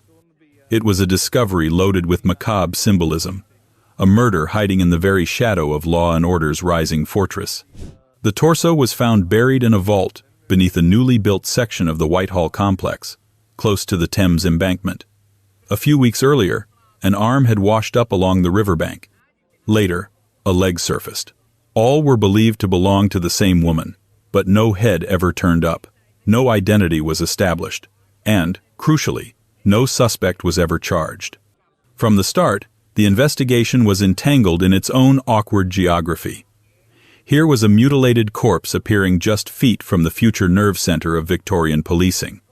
It was as if someone had left a message, though, whether it was intentional, coincidental, or just a morbid stroke of fate, remains unresolved.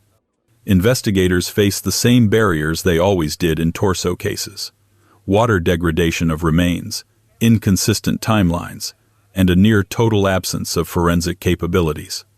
But this case was different in one aspect: it had political attention. How could the police possibly fail to solve a case literally dropped at their doorstep? The answer, in short, they were no more equipped than usual. The location may have been central, but their tools were still Victorian. No fingerprints, no DNA. Just autopsies that argued over the level of anatomical skill involved and sketches distributed to a public that, frankly, didn't have time to memorize the facial features of people they hadn't seen alive. Some speculated the killer had deliberately chosen the spot. Others thought it was a red herring, a body moved post-mortem to generate spectacle. And then, of course, there were whispers persistent, if not well-founded, that it was connected to the Whitechapel murders that had begun the same year. But the torso case didn't bear the same signature, if one even existed. The killer here had made the victim unidentifiable. No calling card, no public performance, just disposal. The proximity to the police building didn't illuminate the case it may have. In fact, politicized it. Internal pressure to appear effective might have led to tighter information control or selective focus. We don't know, because much of the original file is missing. Today, the Whitehall mystery stands as a strange architectural paradox, a gruesome crime embedded in the foundation of Victorian authority. A symbol, perhaps, of how presence doesn't guarantee clarity and how even the watchman, surrounded by blueprints and badges, can still be blind to what's beneath their feet. And that brings us to an even darker layer of this story: the victims who never got names at all, not just in Whitehall, but across the entire Thames Torso series. 48. The unidentified victims of the Thames Torso series. It's one thing to be murdered. It's another thing entirely to be erased. Between 1,873 and 1,889, a series of grisly discoveries surfaced along the Thames and its tributaries: dismembered female bodies, often missing heads, often reduced to parts, scattered across the river's edge like puzzle pieces no one could ever complete. The press called them the Thames Torso murders. The police, when they acknowledged a connection at all, quietly suggested the same. But to this day, not one of the victims has been definitively identified. That's the cruelty that hangs over this mystery, not just the question of who did it, but the void left by not knowing who it was done to. In total, at least 4 major cases are grouped under the torso umbrella: the Battersea mystery, the Raynham case, the Whitehall torso, and the Pinchin Street find. Each time, body parts would appear sometimes wrapped, sometimes treated with chemicals, sometimes dumped in sacks, sometimes placed with unsettling precision. And each time, police would scour missing persons reports, look through hospital records, workhouse logs, even asylum lists. Nothing matched. Some theorists argued the women were sex workers, others that they were vagrants or migrants, those who would not be immediately missed, or whose disappearances might be dismissed as transient behavior. But that's an assumption baked in class bias. The truth is, no one knew, And without names, there was no way to track last movements, no friends to interview, no enemies to suspect.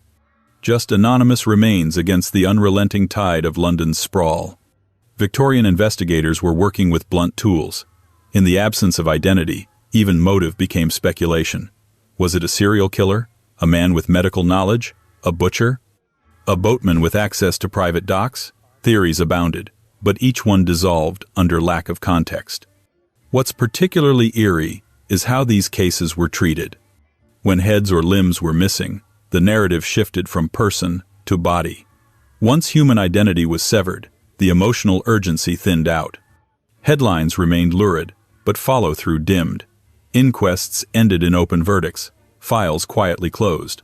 The women remained nameless, and the killer, if it was one killer, remained unchallenged. Today, these victims are referred to only by the place they were found. The Battersea woman, the Whitehall torso, the Pinchin Street victim. No birth dates, no families, just coordinates. And if the nameless could be so easily forgotten, one wonders, how many more were never even found? Because if disposal was an art, and anonymity, the goal, what we've uncovered may only be a fragment of a much wider pattern, one that wasn't buried, but washed away. 49.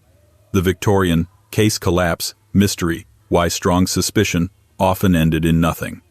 In a courtroom drama, the tension usually builds toward a satisfying resolution. The verdict is delivered. Justice, in some form, is done. But in Victorian England, that tidy arc often broke down completely, not for lack of suspects, but for lack of proof. Again and again, cases that seemed to be heading for charges, even trials, simply fizzled out. This wasn't due to cleverness on the part of perpetrators or the obscurity of crimes. It was often the architecture of Victorian justice itself, designed to be cautious, and at times so cautious that it refused to move forward at all.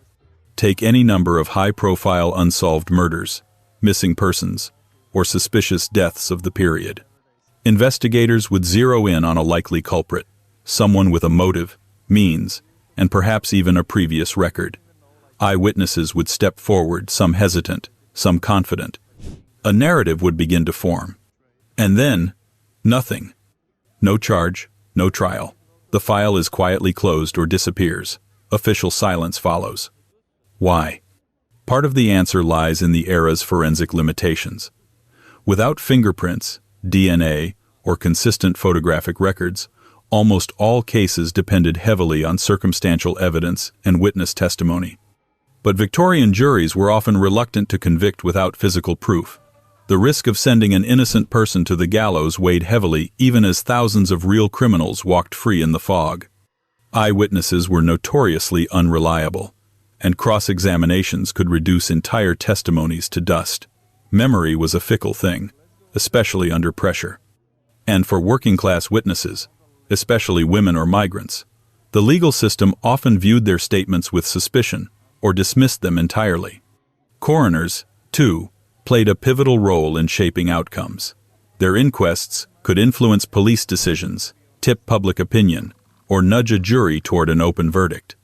But coroners varied wildly in competence, curiosity, and courage.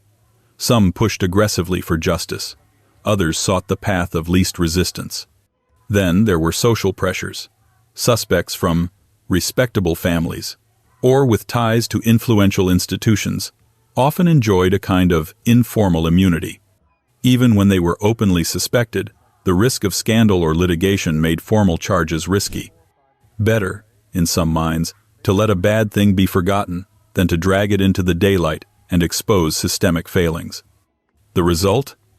Dozens, possibly hundreds, of cases where the police were almost sure, where the community whispered names, where the newspapers hinted at guilt, and where justice was boxed up in silence. And so, suspicion lingered like a fog the law could never clear. But sometimes it wasn't even suspicion that was lost. Sometimes it was the evidence itself that disappeared before anyone could act on it. 50. The victimless archive, when the key papers were never kept. One of the peculiar tragedies of Victorian criminal history is that so many mysteries don't just lack resolution, they lack a record. The evidence, quite literally, no longer exists. Not because it was destroyed in fire or flood, not because of some great purge of files, but because no one thought it needed to be saved. Welcome to the victimless archive problem, the ghost trail of paperwork that might have once illuminated hundreds of unsolved cases, now scattered or missing entirely. In Victorian Britain, official documentation was notoriously uneven. Coroners' inquests were recorded by hand, often by local clerks with wildly different standards. Police reports were sometimes detailed, sometimes scribbled in the margins of arrest books. Letters between departments might be stored, or not. And if a case didn't lead to a conviction, or worse, didn't feature a known victim, it could be deemed unimportant for archiving. Consider this. A woman disappears. A neighbor files a report. A constable takes a statement. A search is made. No body is found. Eventually, the case is deemed unfounded or insufficient. That file containing names, addresses, timelines might sit in a drawer for a year, maybe 5. Then it's cleared to make space for new cases. No one expects future historians to come looking. Now multiply that by hundreds of towns over 60 years. This is how entire narratives vanish, not because the truth was hidden, but because the system never imagined anyone would care. And once those fragments are gone, the constable's notes, the coroner's marginalia, the letters from frantic relatives, what's left is guesswork. Even worse, institutional pride sometimes discouraged thorough preservation. If a case embarrassed the local police force, it might be kept quiet. If a workhouse death hinted at mistreatment, it might be recorded in euphemism or not at all. Some losses were bureaucratic, others were strategic. Modern researchers trying to reconstruct these cases often find themselves chasing phantoms. A newspaper clipping mentions an arrest, but the court record is missing. An inquest is reported, but the coroner's findings aren't filed. A suspect's name appears in testimony, but their identity can't be traced. Every missing scrap of paper widens the gap between then and now. And that's the final cruelty of the victimless archive. Sometimes, the answer was known briefly, fleetingly, before it was swallowed not by time, but by the indifference of filing cabinets and institutional forgetfulness. Because it's hard to solve a mystery when the mystery is whether it was ever written down at all. 51. The competing experts' mystery medical testimony that could not agree. If Victorian inquests were meant to bring clarity, many instead brought a spectacle of contradiction, particularly when doctors were called to testify. The expectation was that men of science would cut through the fog with clean, clinical certainty. What often happened instead was a slow-motion debate in public, where one expert contradicted another so thoroughly it was as if they had examined entirely different bodies. Welcome to the maddening, slow-burning chaos of the competing experts' mystery, where unresolved deaths stayed unresolved not because of a lack of evidence, but because the very people trained to interpret that evidence couldn't agree on what it meant. Consider a typical case. A body is found under suspicious circumstances, perhaps in a tenement, a factory, or a quiet back lane. The coroner summons not one, but 2 or 3 doctors. One says the injuries occurred before death, another says after. One says it was natural causes, the next says it could have been a blow. Another chimes in with a warning about rare poisons. None of them quite dismiss each other, but none of them align either. This wasn't malpractice. It was the forensic science of the time, nascent, inconsistent, and heavily shaped by personal interpretation. Post-mortem examinations varied in quality depending on the doctor's training, their tools, even their own moral or religious beliefs. Some were meticulous, others less so.